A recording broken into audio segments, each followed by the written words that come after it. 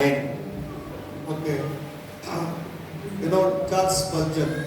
Charles ಸ್ಪರ್ಜನ್ ಎನ್ನುವಂತ ಒಬ್ಬ ಸೇವಕರು, ಬಹುಶಃ ನಮಗೆ ಗೊತ್ತಿರ್ತದೆ. He is a great preacher.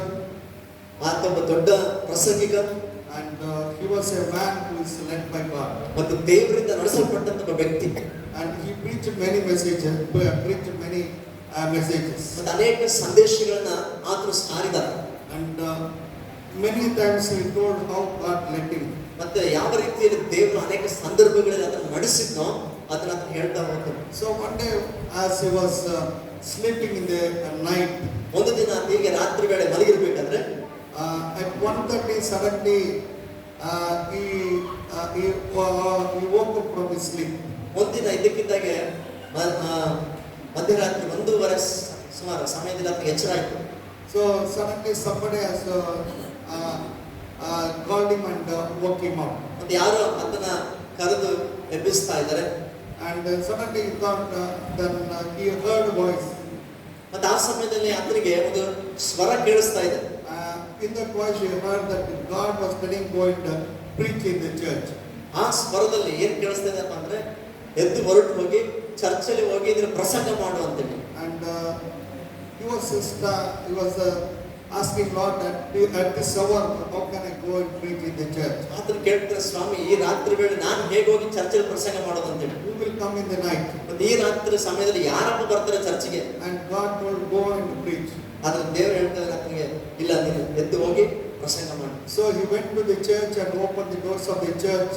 ದೇವರ ಸ್ವರಕ್ಕೆ ಆತನ ವಿಧೇಯನಾಗಿ ಹೊರಟು ಹೋಗಿ ಆ ಚರ್ಚಿನ ಬಾಗಿಲುಗಳು ತೆರೆದ. And he put the lights and he started preaching. ಮತ್ತೆ ಲೈಟ್ಸ್ ಆನ್ ಮಾಡಿಬಿಟ್ಟು ಪ್ರಸಂಗವನ್ನ ಪ್ರಾರಂಭಿಸಿದ. So he was thinking that why I am doing like that, but the Spirit of God was leading him to preach.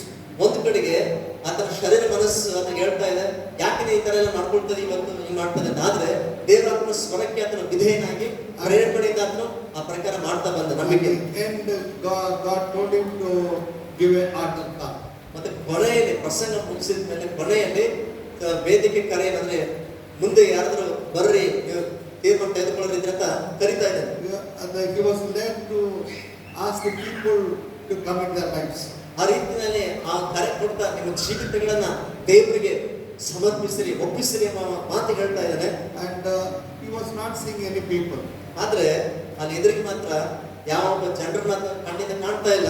And inside he was thinking that I am preaching to this benches. ಆದ್ರೆ ಒಳಗಡೆ ಮನಸ್ಸಲ್ಲಿ ಆತನಿಗೆ ಈಗ ಹೇಗೆ ಅನಿಸ್ತಾ ಇದೆ ಅಂತಂದ್ರೆ, ನಾನು ಏನಾದ್ರೂ ಇಲ್ಲಿ ಇರ್ತಕ್ಕಂಥ ಬೆಂಚ್ಗಳಿಗೆ ಕುರ್ಚಿಗಳಿಗೆ ನಾನು ಏನಾದ್ರು ಪ್ರಸಂಗ ಮಾಡ್ತಾ ಇದ್ದೀನಿ. So but anyway God led him. He told the last now or anybody is ready to receive Jesus in our life. ಹೇಗೂ ಕೊನೆಗೆ ಅದು ದೇವರಾತ್ಮ ನಡೆಸಲ್ಪಟ್ಟು ಮಾತು ಹೇಳ್ತಾ ಇದ್ದಾನೆ ಏನಂತಂದ್ರೆ, ನಿಮ್ಮಲ್ಲಿ ಯಾರಾದ್ರೂ ಯೇಸುವನ್ನ ಸ್ವಂತ ರಕ್ಷಕನಾಗಿ ಸ್ವೀಕರಿಸೋರಿದ್ರೆ ಮುಂದೆ ಬರ್ರಿ ಅಂತ ಕರೀತಾ ಇದ್ದಾರೆ. So he told to raise up your hands. ಅಂತ ಹೇಳ್ತಾ ಇದ್ದಾರೆ, ಕೈಗಳು ಎತ್ತಿರಿ ಅಂತ ಹೇಳ್ತಾರೆ. ಮುಂದೆ ಬಾ ಅಂತ ಹೇಳಿಲ್ಲ, ಕೈಗಳು ಎತ್ತಿರಿ ಅಂತ.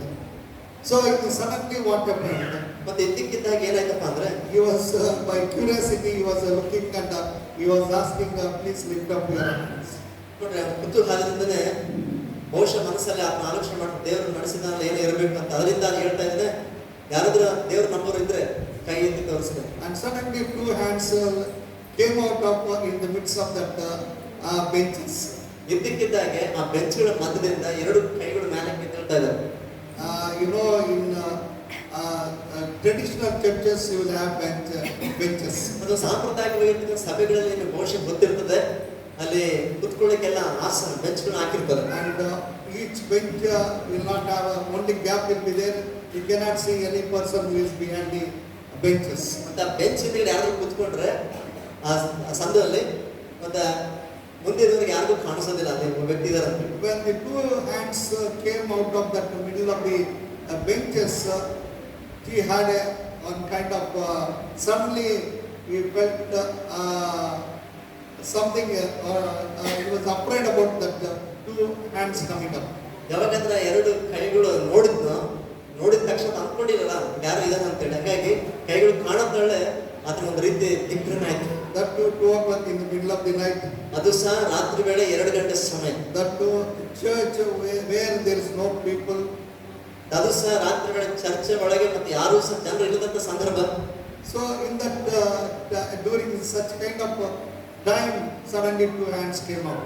ಒಂದು ಅಂಥೊಂದು ಸಂದರ್ಭದಲ್ಲಿ ಇದ್ದಕ್ಕಿದ್ದಾಗೆ ಎರಡು ಕೈಗಳು ಕಾಣಿಸ್ತಾ ಇದ್ದಾವೆ ಇವಾಗ. And he was astonished and he was afraid, but still he led the prayer. ಅದು ದೃಶ್ಯ ನೋಡಿದ್ರೆ ಅದಕ್ಕೆ ಆಶ್ಚರ್ಯ ಆಗ್ತಾ ಇದೆ, ಒಂದು ಕಡೆಗೆ ಗಾಬರಿನೂ ಆಗ್ತಾ ಇದೆ. ಆದ್ರೂ ಸಹ ಅದನ್ನೇನ್ ಮಾಡಬೇಕಾಗಿದೆ ಒಬ್ಬ ಸೇವಕನಾಗಿ ಆ ಪ್ರಾರ್ಥನೆಯಲ್ಲಿ ನಡೆಸಿದ. So after closing down the prayer and everything, ಪ್ರಾರ್ಥನೆ ಪೂರ್ತಿ ಎಲ್ಲ ಮುಗಿಸಿದ ಮೇಲೆ and two people came forward. ನೋಡ್ರಿ ಆ ಸಮಯದಲ್ಲಿ ಇಬ್ಬರು ಅಲ್ಲಿಂದ ಹೊರಗಡೆ ಬಂದ್ರು. And immediately Charles Spurgeon asked him, what happened, why you are come? ಆಗ ಚಾರ್ಲ್ಸ್ ಸ್ಪರ್ಜನ್ ಕೇಳ್ತಾ ಇದ್ರೆ, ನಿಮಗೆ ಏನಾಯ್ತು, ಯಾಕೆ ನೀವು ಬಂದಿದ್ದೀರಾ? So he told that we robbed in the house and police were after us. ಅವ್ರು ಹೇಳಿದ ವಿಷಯ ಏನಂತಂದ್ರೆ, ನಾವು ಮನೆಗೆ ಕನ್ನ ಹಾಕಿದ್ವಿ, ಕಳ್ತನ ಮಾಡಿದ್ವಿ, ಸೊ ಇನ್ನೇನು ಪೊಲೀಸರನ್ನು ಹಿಡ್ಕೊಳ್ಳೋ ಸ್ಥಿತಿಯಲ್ಲಿದ್ರೆ ನಾವು ಇಲ್ಲಿ ಓಡಿ ಬಂದು ತಪ್ಪಿಸ್ಕೊಂಡು ಬಂದು ಬಚ್ಚಿಟ್ಕೊಂಡಿದ್ವಿ. And suddenly we found a window is opened in this church. ಮತ್ತೆ ಅವ್ರು ಆ ರೀತಿ ಓಡಿ ಬರ್ತಿರ್ಬೇಕಾದ್ರೆ ಇದ್ದಕ್ಕಿದ್ದಾಗೆ ಚರ್ಚ್ ಕಿಟಕಿ ತೆರೆದಿರೋದು ಅವ್ರು ಗಮನಿಸಿದ್ರು. During that old days there was no grills in that windows. ಆ ಹಳೆ ದಿನಗಳಲ್ಲಿ ಚರ್ಚ್ ಕಟ್ಟಡ ಹೇಗಿರ್ತಂದ್ರೆ ಆ ಕಿಟಕಿ ಓಪನ್ ಆದ್ರೆ ಗ್ರಿಲ್ಸ್ ಇರೋದಿಲ್ಲ, ಯಾರು ತೂರಿ ಬರ್ಬೋದು ಒಳಗೆ. So that suddenly something happened, the one window was opened and they entered into the church. ಏನಾಗಿತ್ತು ಗೊತ್ತಿಲ್ಲ, ಚರ್ಚ್ ಮುಚ್ಚ ಬಾಗಿಲು ಹಾಕೋರು ಹಾಕಿಲ್ಲ, ಸರಿಯಾಗಿ ಕಿಟಕಿ ಓಪನ್ ಇತ್ತು, ಹಾಗೆ ಅವರು ಒಳಗಡೆ ಬಂದಿದ್ರು. When we came here, you started, when the lights were on, we were afraid. ನಾವು ಒಳಗಡೆ ಬಂದು ಬಚ್ಚಿಟ್ಕೊಂಡಿದ್ರೆ ಕತ್ತಲಲ್ಲಿ, ನೀವು ಹೆಂಗ್ ಗೊತ್ತಿಲ್ಲ, ಒಳಗೆ ಬಂದು ನೀವು ಲೈಟ್ ಹಾಕಿದಾಗ ನಮಗೆ ಆ ಲೈಟ್ ಹಾಕಿದ್ ನೋಡಿ ಭಯ ಪಟ್ಟು ಬಂದಿನೋ ಬಚ್ಚಿಟ್ಕೊಂಡಿಲ್ಲ ಅಂತ ಹೇಳ್ತಾರೆ. So we were afraid that where police people have come. ಅವರು ಹೇಳ್ತಾ ಇದ್ರೆ ಆ ಲೈಟ್ ಹಾಕಿದ್ ನೋಡ್ಬಿಟ್ಟು ಆ ಮನಸ್ಸು ಅನ್ಕೊಂಡಿದ್ದು ಹೇಳ್ತಾ ಇದ್ದಾರೆ, ಎಲ್ಲಿ ಪೊಲೀಸರಿಗೆ ಬಂದ್ರೆ ಅಂತ ಅವ್ರಿಗೆ ಭಯ ಆಯ್ತು. But as you are preaching, we were just listening to your message. ಆದ್ರೆ ಇವರು ಸೇವಕರು ಬಂದು ಅಲ್ಲಿ ವಾಕ್ಯ ಪ್ರಸಂಗ ಮಾಡ್ತಾ ಇರೋದನ್ನ ಇವರು ನಿಶಬ್ದವಾಗಿ ಹಾಗೆ ಕೇಳಿಸ್ಕೊಳ್ತಾ ಇದ್ದಾರೆ. By hearing your message, we have been convicted. ಅವ್ರು ಹೇಳ್ತಾ ಇದ್ರು, ಇವಾಗ ಆ ನಿಶಬ್ದದಲ್ಲಿ ನಾವು ಆ ಸಂದೇಶ ಕೇಳ್ಬಿಟ್ಟು ನಮ್ಮ ತಪ್ಪು ನಮಗೆ ಅರಿವಾಯ್ತು. So immediately we thought, let us commit our life to Jesus. ಆಗ ಅವರು ಹೇಳ್ತಾ ಇದ್ರೆ, ಆ ಸಂದೇಶ ಕೇಳಿ ನಾವು ಅಂದುಕೊಂಡಿದ್ವಿ ನಮ್ಮ ಜೀವಿತವನ್ನ ಯೇಸು ಸ್ವಾಮಿ ನಿಜವಾಗ್ಲೂ ನಾವು ಸಮರ್ಪಿಸಬೇಕಂತ ಅನಿಸ್ತು. So during that time, they committed their life. ನೋಡ್ರಿ ಆ ಸಂದರ್ಭದಲ್ಲಿ ಅವರು ತಮ್ಮ ಜೀವಿತವನ್ನ ಯೇಸು ಸ್ವಾಮಿ ಒಪ್ಪಿಸಿಕೊಟ್ರು. So we don't know how God will meet us. ಅಂದ್ರೆ ದೇವರು ಯಾವ ಸಂದರ್ಭದಲ್ಲಿ ಯಾವ ರೀತಿ ಒಬ್ಬ ವ್ಯಕ್ತಿಯ ಸಂಧಿಸ್ತಾನೆ ನಮಗೆ ಗೊತ್ತಿಲ್ಲ. But God will speak to people, and it is the what we call the conscience that will make us to repent our sin. ನೋಡ್ರಿ ಅದು ದೇವರು ಒಬ್ಬ ವ್ಯಕ್ತಿ ಜೊತೆಗೆ ಯಾವಾಗ ಮಾತನಾಡ್ತಾನೋ ಅವಾಗ ಏನಾಗ್ತದೆ, ಆ ವ್ಯಕ್ತಿ ಮನಸ್ಸಾಕ್ಷಿ ಅಲ್ಲಿ ಒಪ್ಪಿಸಲ್ಪಡ್ತದೆ. ಹೌದು, ಮಾಡಿದ ತಪ್ಪು, ನಾನು ದೇವ್ರ ಕಡೆ ತಿರುಗಬೇಕನ್ನೋ ಮನವರಿಕೆ ಉಂಟಾಗ್ತದೆ. Many times we will kill our conscience. ಆದ್ರೆ ಅನೇಕ ಸಾರಿ ನಾವೇನ್ ಮಾಡ್ತೀವಿ ಅಂದ್ರೆ ನಮ್ಮ ಮನಸ್ಸಾಕ್ಷಿನ ನಾವೇ ಕೊಂದಾಕೊಂಡ್ಬಿಡ್ತೀವಿ. When you kill your conscience, ಯಾವಾಗ ನಿನ್ನ ಮನಸ್ಸಾಕ್ಷಿಯನ್ನು ಸಾಯಿಸ್ಬಿಡ್ತೀಯೋ you will become a hard-hearted man. ಅವಾಗ ಏನಾಗ್ತದೆ ಅಂದ್ರೆ ನೀನು ಕಠಿಣ ಹೃದಯಸ್ಥನಾಗ್ತೀವಿ. God cannot work in your life. ನಿನ್ನ ಹೃದಯ ಕಠಿಣವಾದ್ರೆ ದೇವರ ಜೀವಿತದಲ್ಲಿ ಕಾರ್ಯ ಮಾಡಕ್ಕಾಗಲ್ಲ. Everybody is having a conscience. ಪ್ರತಿಯೊಬ್ಬರಿಗೂ ಕೂಡ ಮನಸ್ಸಾಕ್ಷಿ ಎಂಬುದಿದೆ. But when God speaks to us, we should be in a position to repent and receive Jesus in our life. ಆದ್ರೆ ದೇವರ ಜೊತೆ ಮಾತನಾಡ್ತಿರ್ಬೇಕಾದ್ರೆ ಕೇಳುವಂತ ಪ್ರತಿಯೊಬ್ಬ ವ್ಯಕ್ತಿ ಯಾವ ಸ್ಥಿತಿಯಲ್ಲಿ ಇರ್ಬೇಕಂದ್ರೆ ಆ ಸ್ವರವನ್ನ ದೇವರ ಸ್ವರ ಅಂತೇಳಿ ಸ್ವೀಕರಿಸಿ ಪಶ್ಚಾತ್ತಾಪಪಟ್ಟು ದೇವರ ಕಡೆ ತಿರುಗುವಂತ ಸ್ಥಿತಿಯಲ್ಲಿ ಇರಬೇಕು. Today I want to tell about the two people from the Word of God, how they have been convicted and how the conscience has spoken to them. ಇವತ್ತು ನಾನು ದೇವರ ವಾಕ್ಯದಿಂದ ಇಬ್ಬರು ವ್ಯಕ್ತಿಗಳ ಕುರಿತು ಮಾತನಾಡಕ್ಕೆ ಬಯಸ್ತಾ ಇದ್ದೀನಿ. ಅವರು ಯಾವ ರೀತಿ ದೇವರ ವಾಕ್ಯ ಕೇಳಿಸ್ಕೊಂಡಾಗ ಅವ್ರ ಮನವರಿಕೆ ಆಯ್ತು, ಅವರು ತಮ್ಮ ದೇವರು ಒಪ್ಪಿಸಿಕೊಟ್ರು ಆ ವಿಷಯಗಳನ್ನ. God speaks to us, some people, they because of their conscience they live and they go away. ಕೆಲವು ಸಾರಿ ದೇವರು ಮಾತನಾಡಿದಾಗ ಮನಸ್ಸಾಕ್ಷಿ ಚುಚ್ಚಲ್ಪಟ್ಟು ಕೆಲವರು ಅದನ್ನ ಬಿಟ್ಟು ಎದ್ದು ಹೋಗ್ಬಿಡ್ತಾರೆ. And some people, when the God speaks, they will repent and they will obey to God. ಈ ಕೆಲವರು ದೂರ ಬಂದ್ರೆ, ಇನ್ನು ಕೆಲವರು ದೇವರ ಸ್ವರಕ್ಕೆ ವಿಧೇಯರಾಗಿ ಪಶ್ಚಾತ್ತಾಪಪಟ್ಟು ದೇವರ ಕಡೆ ತಿರುಗ್ತಾರೆ. Definitely these two things will happen in everybody's life. ಹೌದು, ಖಚಿತವಾಗಿ ಪ್ರತಿಯೊಬ್ಬರ ಜೀವಿತದಲ್ಲಿ ಎರಡರಲ್ಲಿ ಯಾವುದೋ ಒಂದು ವಿಷಯ ಜరుగుತ್ತದೆ. So we have to check up today in what situation we are today. ಆದ್ರೆ ಇವತ್ತು ನಾವು ಎಂತ ಪರಿಸ್ಥಿತಿಯಲ್ಲಿದ್ದೇವೋ ನಮ್ಮ ಜೀವಿತವನ್ನ ನಾವೇ ಪರೀಕ್ಷಿಸಿಕೊಳ್ಬೇಕಾಗಿದೆ. So God wants everybody to be saved. ನೋಡಿ, ದೇವರಾದ್ರೂ ಪ್ರತಿಯೊಬ್ಬರು ಕೂಡ ರಕ್ಷಿಸಲ್ಪಡಬೇಕೆಂಬುದಾಗಿ ಆತನು ಬಯಸ್ತಾನೆ. God always wanted his children to be blessed. ನೋಡಿ, ದೇವರು ತನ್ನ ಮಕ್ಕಳು ಯಾವಾಗಲೂ ಕೂಡ ಆಶೀರ್ವದಿಸಲ್ಪಡಬೇಕು, ಆಶೀರ್ವಾದಕರು ಇರಬೇಕು ಎಂಬುದಾಗಿ ಆತನು ಬಯಸ್ತಾನೆ. So before getting the blessings, we have to change our hearts. ಆದ್ರೆ ಆ ಆಶೀರ್ವಾದ ಹೊಂದೋಕ್ಕಿಂತ ಮೊದಲು ನಮ್ಮ ಹೃದಯಗಳನ್ನ ನಾವು ಬದಲಾಯಿಸ್ಕೋಬೇಕಾಗಿದೆ. Our life has to be changed. ನಮ್ಮ ಜೀವನ ಶೈಲಿ ಅದು ಬದಲಾವಣೆ ಆಗ್ಬೇಕು. Our attitude has to be changed. ಮತ್ತೆ ನಮ್ಮ ಮನೋಭಾವನೆಗಳು ಬದಲಾವಣೆ ಆಗ್ಬೇಕು. When we give a heart to God, God will bless us. ಯಾವಾಗ ನಮ್ಮ ಹೃದಯವನ್ನು ದೇವರಿಗೆ ಒಪ್ಪಿಸಿಕೊಡ್ತೀವೋ ಆಗ ದೇವರು ನಮ್ಮನ್ನು ಖಚಿತವಾಗಿ ಆಶೀರ್ವದಿಸ್ತಾನೆ. God will not bless us simply. ದೇವರು ಹಾಗೆ ಸುಮ್ಮನೆ ಯಾರನ್ನ ಆಶೀರ್ವಾದ ಮಾಡಲ್ಲ. God wanted to bless us when we are changed and obeyed His word. ಯಾವಾಗ ನಾವು ಅದರ ವಾಕ್ಯಕ್ಕೆ ಸ್ವರಕ್ಕೆ ಕಿವಿಗೊಟ್ಟು ನಮ್ಮ ಜೀವನವನ್ನು ಬದಲಾಯಿಸಿಕೊಳ್ತೀವೋ ಆಗಲೇ ಮಾತ್ರ ದೇವರನ್ನು ಆಶೀರ್ವದಿಸ್ತಾರೆ. That is the secret of the blessings what we get from God. ನೋಡಿ, ದೇವರಿಂದ ನಾವು ಹೊಂದಿಕೊಳ್ಳಲಿಕ್ಕಿರ್ತಕ್ಕಂಥ ಆಶೀರ್ವಾದದ ಹಿಂದಿರುವ ರಹಸ್ಯನೇ ಇದು. So tonight we from the word of God.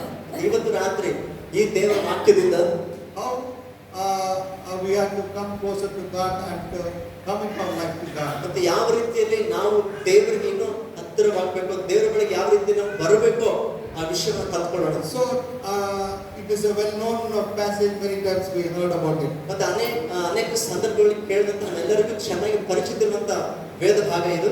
John chapter 8 from 1 to 8 chapter.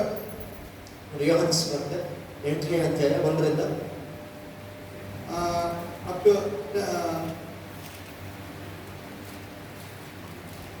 12th verse, 11th verse. 11ರ ವಚನ ಅಂತ. ಯೋಹಾನ ಸುವಾರ್ತೆ 8ನೇ ಅಧ್ಯಾಯ 11ರ ವಚನ. If anybody can speak, read in Telugu or Kannada, it's better. ಯಾರಾದ್ರೂ ತೆಲುಗಲ್ಲ ಅಥವಾ ಕನ್ನಡದಲ್ಲಿ ಓದಿದ್ರೆ ಚೆನ್ನಾಗಿದೆ. ಯೇಸು ಆತನು, ನಾನು ನಿನಗೆ ಶಿಕ್ಷಿಸುವುದಿಲ್ಲ, ಹೋಗು, ಇನ್ನು ಮೇಲೆ ಪಾಪ ಮಾಡಬೇಡ ಎಂದು ಹೇಳಿದನು. 8ನೇ ಅಧ್ಯಾಯ 1ರಿಂದ 11. Okay, I will I will tell what is written there. ಅಲ್ಲೇನು ಬರೆಯಲ್ಪಟ್ಟಿದೆ ಕುರಿತು ನಾನು ಬೇಗ ನಿಮಗೆ ಹೇಳ್ತೇನೆ. Okay, we know that when Jesus was in this world, ನಮ್ಮೆಲ್ಲರಿಗೂ ಗೊತ್ತು ಕರ್ತನಾದ ಯೇಸು ಸ್ವಾಮಿ ಆತನ ಈ ಲೋಕದಲ್ಲಿದ್ದಾಗ as he was preaching, was telling about the kingdom of God. ದೇವರ ರಾಜ್ಯದ ಕುರಿತು ಆತನು ಜನರ ಮಧ್ಯದಲ್ಲಿ ಸಾರ್ತಾ ಇರಬೇಕಾದ್ರೆ And many people were against and they are jealous about Jesus ಅನೇಕ ಜನರು ಆ ದಿನಗಳಲ್ಲಿ ಯೇಸು ಸ್ವಾಮಿ ವಿಷಯದಲ್ಲಿ ಬಹಳ ಅಸೂಯೆ ಮತ್ತು ಹೊಟ್ಟೆ ಕಿಚ್ಚಿನಿಂದಿದ್ರು. because Jesus was doing miracles and great things. ಯಾಕಂದ್ರೆ ಯೇಸು ಸ್ವಾಮಿ ಅದ್ಭುತ ಕಾರ್ಯಗಳನ್ನ ಮಹತ್ವದ ಕಾರ್ಯಗಳನ್ನ ಮಾಡ್ತಾ ಇದ್ದ. And he was living, talking to the sinners. ಅಷ್ಟು ಮಾತ್ರ ಅಲ್ಲ, ಆತನು ಪಾಪಿಗಳ ಮಧ್ಯದಲ್ಲಿ ಇದ್ದುಕೊಂಡು ಅವರೊಟ್ಟಿಗೆ ಮಾತನಾಡ್ತಾ And ಇದ್ದ. people were against him. ಮತ್ತೆ ಇನ್ನು ಕೆಲವರು ಇದನ್ನು ನೋಡಿ ಯೇಸುವಿಗೆ ವಿರೋಧವಾಗಿದ್ದರು. So one day as he was preaching, ಒಂದು ದಿನ ಹಾಗೆ ಆತನ ಪ್ರಸಂಗ the ಮಾಡ್ತಿರ್ಬೇಕಾದ್ರೆ Pharisees and Sadducees, they brought a woman. ಆ ಸದ್ದುಕಾಯರು ಫರಿಸಾಯರು ಒಬ್ಬ ಸ್ತ್ರೀಯನ್ನು ಹಿಡ್ಕೊಂಡು ಬರ್ತಾ ಇದ್ದಾರೆ. And this woman was caught in adultery. ಈ ಸ್ತ್ರೀ ಯಾರಪ್ಪ ಅಂತಂದ್ರೆ ವ್ಯಭಿಚಾರದಲ್ಲಿ ಸಿಕ್ಕಿಕೊಂಡ ಸ್ತ್ರೀ. And they got this woman red-handed. ಮತ್ತೆ ಈ ಜನರು ಆ ಸ್ತ್ರೀಯನ್ನ ತಪ್ಪು ಮಾಡ್ತಿರುವಾಗಲೇ ಹಿಡಿದವರಾಗಿದ್ರು. So they brought and they brought to Jesus. ಆಕೆನ ಹಿಡಿದು ಈಗ ಯೇಸು ಸ್ವಾಮಿ ಬಳಿಗೆ ತಂದಿದ್ದಾರೆ. And now they were asking Jesus. ಈಗ ಅವರು ಯೇಸು ಸ್ವಾಮಿಗೆ ಪ್ರಶ್ನೆ ಮಾಡ್ತಾ ಇದ್ದಾರೆ. Because they wanted to point out Jesus, accuse Jesus or do something against Jesus. ಕಾರಣ ಏನಪ್ಪ ಅಂದ್ರೆ ಯೇಸು ಸ್ವಾಮಿಯಲ್ಲಿ ಏನಾದ್ರೂ ತಪ್ಪು ಹಿಡಿಬೇಕು, ಅದನ್ನು ನಿಂದಿಸ್ಲಿಕ್ಕೆ ಏನಾದ್ರೂ ವಿಷಯ ದೊರೆಯುತ್ತದೆ ಎಂಬುದಾಗಿ ಅವರು ಕಾಯ್ತಾ ಇದ್ದಾರೆ. Because they came there in order to find out some fault in the life of Jesus. ಯಾಕಪ್ಪ ಅವರಲ್ಲಿ ಬಂದಿದ್ದಂತಂದ್ರೆ ಯೇಸು ಸ್ವಾಮಿಯಲ್ಲಿ ಏನಾದ್ರೂ ತಪ್ಪು ಸಿಕ್ಕದನ್ನು ಹಿಡಿಬೇಕಂತ ಬಂದಿದ್ದಾರೆ. Because they were not happy with the teachings of Jesus. ಕಾರಣ ಅವರು ಯೇಸು ಸ್ವಾಮಿಯ ಪ್ರಸಂಗದ ವಿಷಯದಲ್ಲಿ, ಬೋಧನೆ ವಿಷಯದಲ್ಲಿ ಅವರು ಸಂತೋಷವಾಗಿಲ್ಲ.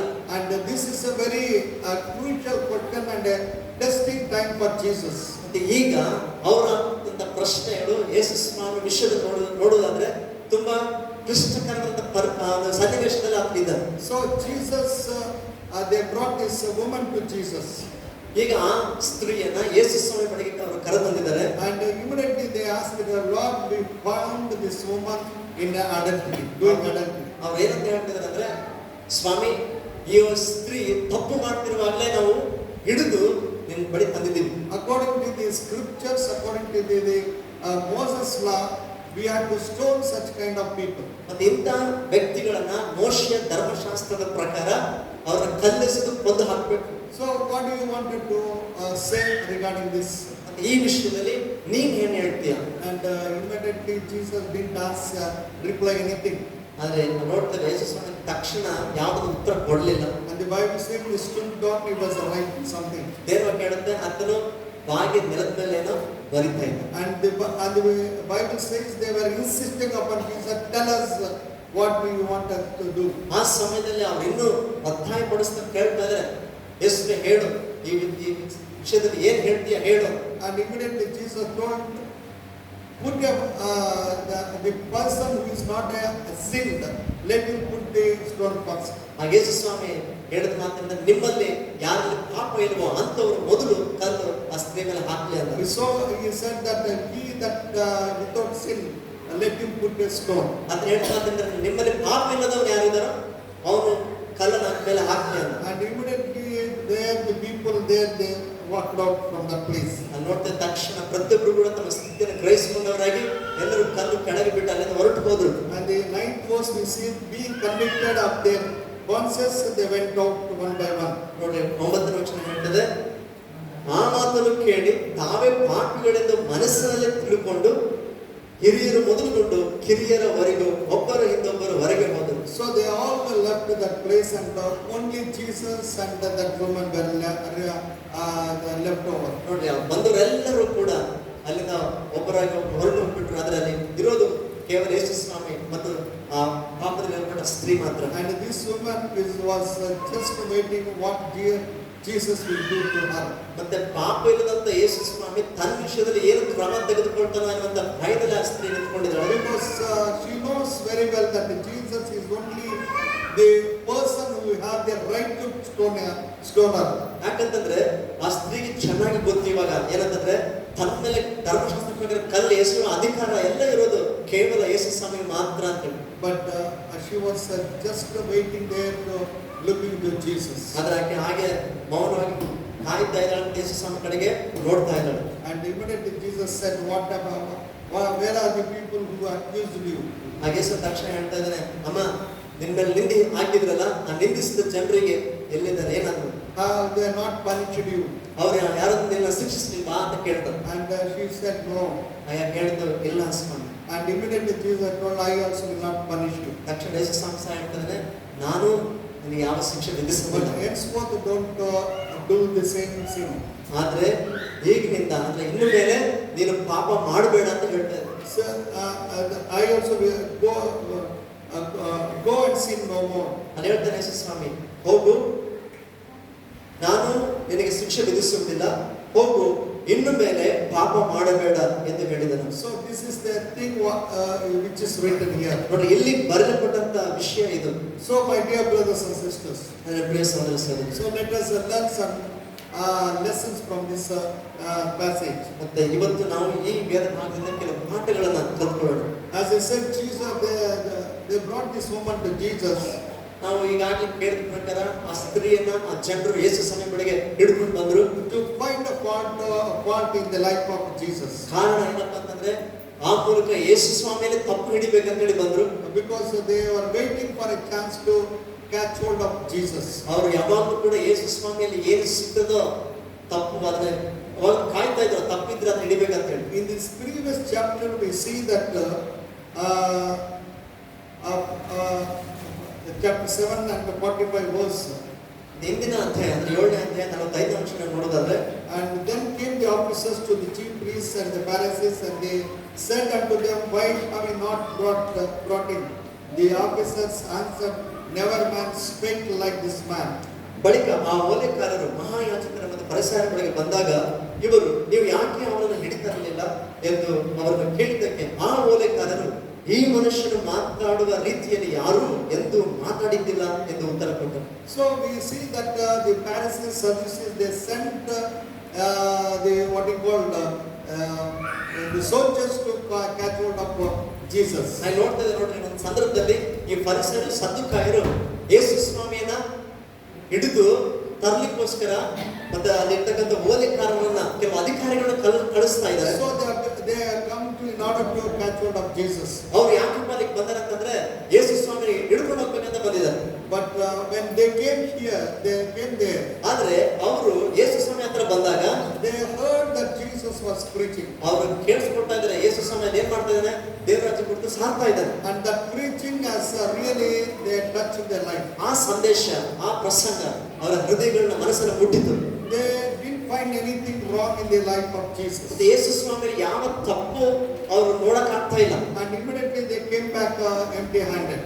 ಸೊ ಈಗ ಅವರು ಬರಿಗೈಗೆ ಹಿಂತಿರುಗಿ ಅವರು ಕಳಿಸಿದ ಜನರ ಹತ್ರ ಹೋಗ್ತಾ ಇದ್ದಾರೆ. And the Pharisees they asked, why you have come out? ಆಗ ಪರಿಸರ ಕೇಳ್ತಾರೆ, ಯಾಕೆ ಸುಮ್ಮನೆ ಬಂದಿರಲ್ಲ? And immediately they said, we didn't find anything. Never man spoke like this Jesus. ಆಗ ಅವ್ರು ಹೇಳ್ತಾ ಇದ್ದಾರೆ, ಈ ಮನುಷ್ಯನ ರೀತಿ ಯಾರು ಯಾವತ್ತು ಮಾತಾಡಲಿಲ್ಲ, ಆತನಲ್ಲಿ ಅಂತ ತಪ್ಪು ಯಾವ್ದ್ರ ಕಂಡು ಬರಲಿಲ್ಲ.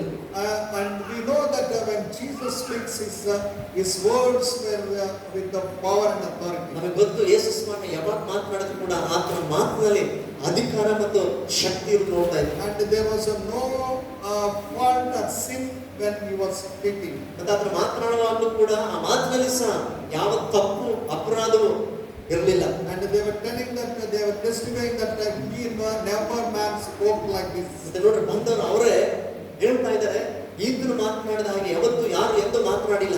So that is the life of Jesus Christ. ನೋಡ್ರಿ ಅದುವೇ ನಮ್ಮ ಕರ್ತನಾದ ಯೇಸು ಸ್ವಾಮಿಯ ಜೀವನ ಶೈಲಿಯಾಗಿದೆ. So why today also the gospel is spread and gospel is having power? ಯಾಕೆ ಇವತ್ತು ಕೂಡ ಯೇಸು ಸ್ವಾಮಿ ಹೆಸರಿನಲ್ಲಿ ಆ ಸುವಾರ್ತೆ ಸಾರಲ್ಪಡ್ತಾ ಇದೆ? ಆ ಸುವಾರ್ತೆ ಯಾಕೆ ಅಷ್ಟು ಬಲವಾದದಾಗಿದೆ ಅಂದ್ರೆ that nobody can change the hearts of the people, but the word of God, it is the gospel that is changing the hearts of the people. ನೋಡಿ, ಮನುಷ್ಯರ ಹೃದಯಗಳನ್ನ ಯಾರು ಕೂಡ ಬದಲಾವಣೆ ಮಾಡಕ್ಕೆ ಸಾಧ್ಯ ಇಲ್ಲ. ಕೇವಲ ಕರ್ತನಾದ ಯೇಸು ಸ್ವಾಮಿ ಅಥವಾ ಸುವಾರ್ತೆ ಮಾತ್ರವೇ ಮನುಷ್ಯರ ಹೃದಯಗಳನ್ನ ಬದಲಾಯಿಸುವಂತದ್ದಾಗಿದೆ. Because Jesus was speaking with that conviction, with that power and with that compassion. ಯಾಕಂದ್ರೆ ಯೇಸು ಸ್ವಾಮಿ ಆ ಒಂದು ಬಲದಿಂದ, ಅಧಿಕಾರದಿಂದ, ಆ ಮನೋಬರಿಕೆ ಆಗುವಂತ ಮಾತುಗಳಿಂದ ಅದನ್ನು ಮಾತನಾಡ್ತಾ ಇದ್ದ. So Jesus,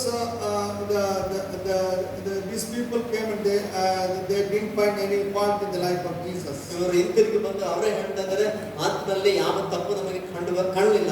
And they were telling that you are also being deceived. ಈಗ ಈ ಪರಿಸರಕಾರ ಅವ್ರನ್ನ ನೋಡಿ ಏನಪ್ಪ ನೀವು ಕೂಡ ಮರಳಾಗ್ಬಿಟ್ಟಿರಾ ಅಂತ. And there was in that Pharisees we see that one Nicodemus.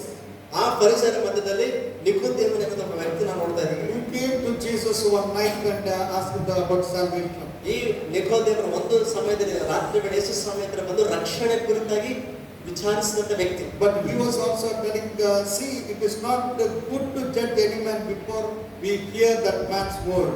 ಆತನು ಅವರಿಗೆ ಬುದ್ಧಿ ಮಾತು ಹೇಳ್ತಿದ್ದಾನೆ, ಏನಂತ ನಮ್ಮ ಧರ್ಮಶಾಸ್ತ್ರವು ಮೊದಲು ಒಬ್ಬರನ್ನು ವಿಚಾರಿಸಿ ಅವರು ಮಾಡುವುದೇನೆಂದು ತಿಳ್ಕೊಳ್ಳದೆ ಅವರ ವಿಷಯವಾಗಿ ತೀರ್ಪು ಮಾಡುವುದುಂಟೆ. And they were telling that you are also a Galilean and you are also with Jesus.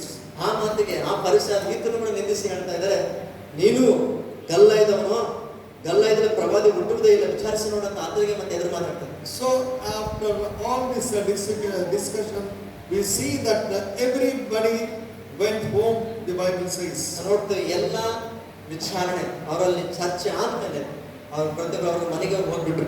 So everybody left their house. ಪ್ರತಿಯೊಬ್ಬರು ತಮ್ಮ ತಮ್ಮ ಮನೆಗೆ ಹೊರಟು ಹೋದ್ರು. But 8th chapter 1st verse we see that Jesus went unto the Mount of Olives. ಮುಂದೆ 8ನೇ ಅಧ್ಯಾಯ 1ನೇ ವಚನ ಹೇಳ್ತದೆ, ಯೇಸು ಎಣ್ಣೆ ಮರಗಳ ಗುಡ್ಡಕ್ಕೆ ಹೋದನು. So everybody went to their houses. ನೋಡಿ, ಪ್ರತಿಯೊಬ್ಬರು ಅವರ ಮನೆಗಳಿಗೆ ಹೋದ್ರು. But Jesus went to the Mount of Olives. ಆದ್ರೆ ಯೇಸು ಸ್ವಾಮಿ ಮಾತ್ರ ಎಣ್ಣೆ ಮರಗಳ ಗುಡ್ಡಕ್ಕೆ ಹೋಗ್ತಾರೆ. Why Jesus has to go to the Mount of Olives? ಯಾಕೆ ಯೇಸು ಸ್ವಾಮಿ ಎಣ್ಣೆ ಮರಗಳ ಗುಡ್ಡಕ್ಕೆ ಹೋಗ್ದ? Jesus didn't have any house. ಯಾಕಂದ್ರೆ ಯೇಸು ಸ್ವಾಮಿಗೆ ಸ್ವಂತ ಮನೆ ಇರಲಿಲ್ಲ. So all people went to their houses. ಪ್ರತಿಯೊಬ್ಬರು ಅವರ ಮನೆಗಳಿಗೆ ಹೊರಟು ಹೋದ್ರು. That's why one day disciple came and asked Jesus, where is your house, where you are sleeping? ಅದಕ್ಕೆ ಒಬ್ಬ ಶಿಷ್ಯ ಬಂದು ಒಂದ್ಸಲ ಯೇಸು ಸ್ವಾಮಿ ಕೇಳ್ತಾನೆ, ಸ್ವಾಮಿ ನೀನು ಎಲ್ಲಿ ಉಳ್ಕೊಳ್ತೀಯ, ಎಲ್ಲಿ ಇರ್ತೀಯ ಅಂತ ಕೇಳ್ತಾನೆ. And Jesus said, the foxes have holes and the birds of the air have the nests, but the man of the Son of God is not having a place to lay down his head. ಆ ಯೇಸು ಸ್ವಾಮಿ ಹೇಳ್ತಾನಲ್ಲ, ಪಕ್ಷಿಗಳಿಗೆ ಗೂಡುಗಳಿದೆ ತಗಲಿಕ್ಕೆ, ನರಿಗಳಿಗೆ ಒಂದು ಗುಹೆಗಳಿದಾವ, ಆದ್ರೆ ಮನುಷ್ಯ ಕುಮಾರನಿಗೆ ತಲೆಯಿಡುವಷ್ಟು ಜಾಗ ಇಲ್ಲ. So Jesus didn't have that place to sleep. ನೋಡಿ ಯೇಸು ಸ್ವಾಮಿ ತಲೆಡುವಷ್ಟಾದ್ರೂ ಕೂಡ ಲೋಕದಲ್ಲಿ ಜಾಗ ಇರಬೇಕು. But he went to the Mount of Olives. ಆದ್ರೆ ಇಲ್ಲಿ ವಾಕ್ಯ ಹೇಳ್ತದೆ ಆತನು ಎಣ್ಣೆ ಮರಗಳ ಗುಡ್ಡಕ್ಕೆ ಹೋದನು ಎಂದು. As many times we see in the Bible, Jesus went there not to spend time to enjoy, but he went to there in order to spend his time with Jesus, with his God.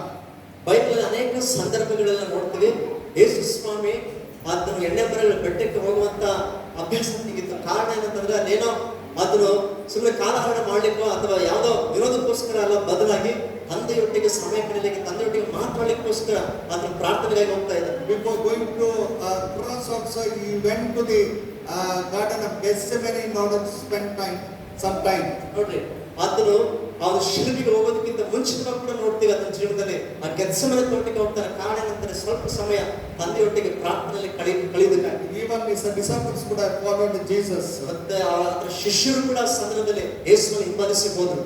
Jesus would have asked them to stay after going to the mountain, a place, and he would have gone a little bit further and would have prayed and spent some time with his father. ಆ ಸಮಯದಲ್ಲಿ ಶಿಷ್ಯರಿಗೆ ಯೇಸು ಸಂಬಂಧಿತ ಸ್ಥಳದಲ್ಲಿ ಇಲ್ಲೇ ಇರಲಿಕ್ಕೆ ಹೇಳಿ ಆತನು ಸ್ವಲ್ಪ ದೂರ ಹೋಗಿ ಅಲ್ಲಿ ತಂದೆಯೊಟ್ಟಿಗೆ ಏಕಾಂತವಾಗಿ ಪ್ರಾರ್ಥನೆಯಲ್ಲಿ ಅದನ್ನು ಕಳೆದಾಗಿ ನೋಡ್ತಾರೆ. After spending some time, he would have rested there for some time. ಸ್ವಲ್ಪ ಸಮಯ ಕಳೆದ ಮೇಲೆ ಆತನು ಬಹುಶಃ ಅಲ್ಲಿ ವಿಶ್ರಾಂತಿ ತೆಗೆದುಕೊಳ್ಳೋದಕ್ಕೋಸ್ಕರ ಸಮಯ ಕಳೆಯಬಹುದು. If you don't read the previous chapter, last verse, you think that Jesus would have gone to the Mount of Olives, would have to see for a sightseeing. ಒಂದು ವೇಳೆ ಈ ಸಂದರ್ಭ ಮಾತ್ರ ಓದಿ ಹಿಂದಿರ್ತಕ್ಕ ಅಧ್ಯಾಯಗಳು ಓದದೆ ಹೋದ್ರೆ ಬಹುಶಃ ನೀವು ತಪ್ಪಾದ ಅಭಿಪ್ರಾಯ ಹೊಂದಲಿಕ್ಕೆ ಮುಂದೆ ಏನಂತ ಯೇಸು ಸ್ವಾಮಿ ಆ ಬೆಟ್ಟಗಳಿಗೆ ಸುಮ್ಮನೆ ಆತನೇನೋ ದೃಶ್ಯಗಳು ನೋಡ್ಲಿಕ್ಕೋಸ್ಕರ ಓದತ್ತೆ ಓದ್ನೇನೋ ಅನ್ನೋ ರೀತಿ ಅನಿಸ್ಬೋದು. Because everybody went to their house, but Jesus went to the Mount of Olives to spend some time with his father. ಅಲ್ಲಿ ವಾಕ್ಯದಲ್ಲಿ ನಾವು ನೋಡ್ತೀವಿ ಎಲ್ಲರೂ ಅವರವರ ಮನೆಗಳಿಗೆ ಹೋದರು, ಆದ್ರೆ ಯೇಸು ಸ್ವಾಮಿ ಮಾತ್ರ ಆ ಹೆಣ್ಣನ್ನು ಬೆಟ್ಟಕ್ಕೆ ಹೋಗ್ತಾ ಇದ್ದಾನೆ ತಂದೆಯೊಟ್ಟಿಗೆ ಸಮಯ ಕಳೆಯಲಿಕ್ಕೆ ಪ್ರಾರ್ಥನೆಗಾಗಿ. And the Bible says early in the morning Jesus came to the temple. ನೋಡಿ ಮುಂದೆ ವಚನ ಹೇಳ್ತದೆ, ಬೆಳಿಗ್ಗೆ ಆತನು ತಿರುಗಿ ದೇವಾಲಯಕ್ಕೆ ಬಂದಾಗ. According to the Telugu Bible, ತೆಲ್ಲವಾರು ಜಾಮುನ. ಮತ್ತೆ ತೆಲುಗು ಬೈಬಲಲ್ಲಿ ಬೆಳಿಗ್ಗೆ ಅಂತ ನೋಡ್ತೀವಿ, ತೆಲ್ಲವಾರು ಜಾಮುನ. Early in the morning, ಅಂದ್ರೆ ಇನ್ನೂ ನಸುಕಿರುವಾಗಲೇ ಸೂರ್ಯೋದಯವಾಗೋದಕ್ಕಿಂತ ಮುಂಚಿತವಾಗಿ. Tell me which is the early in the morning. ಹೇಳ್ರಿ, ಬೆಳಗಿನ ಜಾಮ ಅಂದ್ರೆ ಯಾವ ಜಾಮವಾಗಿರ್ತದೆ? That is before the crows in the night. ಅಂತಂದ್ರೆ In the morning. ಹೊತ್ತು ಬಿಟ್ಟ ಮುಂಚೆ ಕೋಳಿ ಕೂಗುತ್ತಲ್ಲ, ಅವಾಗಿನ ಸೂರ್ಯ ಬೆಳಕಿರಲ್ಲ, ಆ ಸಮಯ ಬಹುಶಃ. Probably it is 3 o'clock. ಬಹುಶಃ ಅದು 3 ಗಂಟೆ ಸಮಯ ಆಗಿರ್ಬೋದು. So 3 o'clock the crow will crow. ಸಾಮಾನ್ಯವಾಗಿ ನೋಡ್ತೀಯ ಕೋಳಿ 3 ಗಂಟೆ ಸಮಯದಲ್ಲಿ ಕೂಗ್ತದೆ. That's why Jesus said that before this night, before the crows thrice, you will crows before that thing you will deny me 3 times. ಒಂದ್ಸರಿ ಯೇಸು ಸ್ವಾಮಿ ಪೇತ್ರನಿಗೆ ಹೇಳಿದ ಸಂದರ್ಭದಲ್ಲಿ ನೆನಪಾಗುತ್ತಲ್ಲ, ಯೇಸು ಸ್ವಾಮಿ ಅಂತ ಹೇಳ್ತಾನೆ, ಇವತ್ತು ಕೋಳಿ 2 ಸಾರಿ 3 ಸಾರಿ ಕೂಗಿದ ಮುಂಚೆ ನೀನು ನಾನು 2 ಸಾರಿ ಏನ್ ಮಾಡ್ತೀನಿ, 2 ಸಾರಿ ಕೂಗಿದ ಮುಂಚೆ 3 ಸಾರಿ ನನ್ನ ವಿಷಯದಲ್ಲಿ ಅಲ್ಲಗಡಿದಂತೆ ಯೇಸು ಸ್ವಾಮಿ. So that is early in the morning. ಅಂದ್ರೆ ಆ ಸಮಯ, ಆ ಜಾವ, ಅದು ಬೆಳಗಿನ ಜಾವ. So Jesus left that place early in the morning. He came to the temple. ಅಂದ್ರೆ ಯೇಸು ಸ್ವಾಮಿ ಅಷ್ಟು ಬೆಳಿಗ್ಗೆ ಆ ಒಂದು ಎಣ್ಣೆ ಮರಗಳ ಗುಡ್ಡವನ್ನ ಬಿಟ್ಟು ಮಂದಿರಕ್ಕೆ ದೇವಾಲಯಕ್ಕೆ ಬರ್ತಾ ಇದ್ದ. And he came to the temple. ಅಲ್ಲಿ ಆತನ ದೇವಾಲಯಕ್ಕೆ ಬಂದು ನೋಡ್ತಾರೆ. When he came to the temple, all the people came unto him. ಯಾವಾಗ ಯೇಸು ಸ್ವಾಮಿ ದೇವಾಲಯಕ್ಕೆ ಬಂದ್ರು, ಆತನ ಹತ್ತಿರಕ್ಕೆ ಎಲ್ಲಾ ಜನರು ಕೂಡಿ ಬಂದ್ರು. And he sat down and taught them.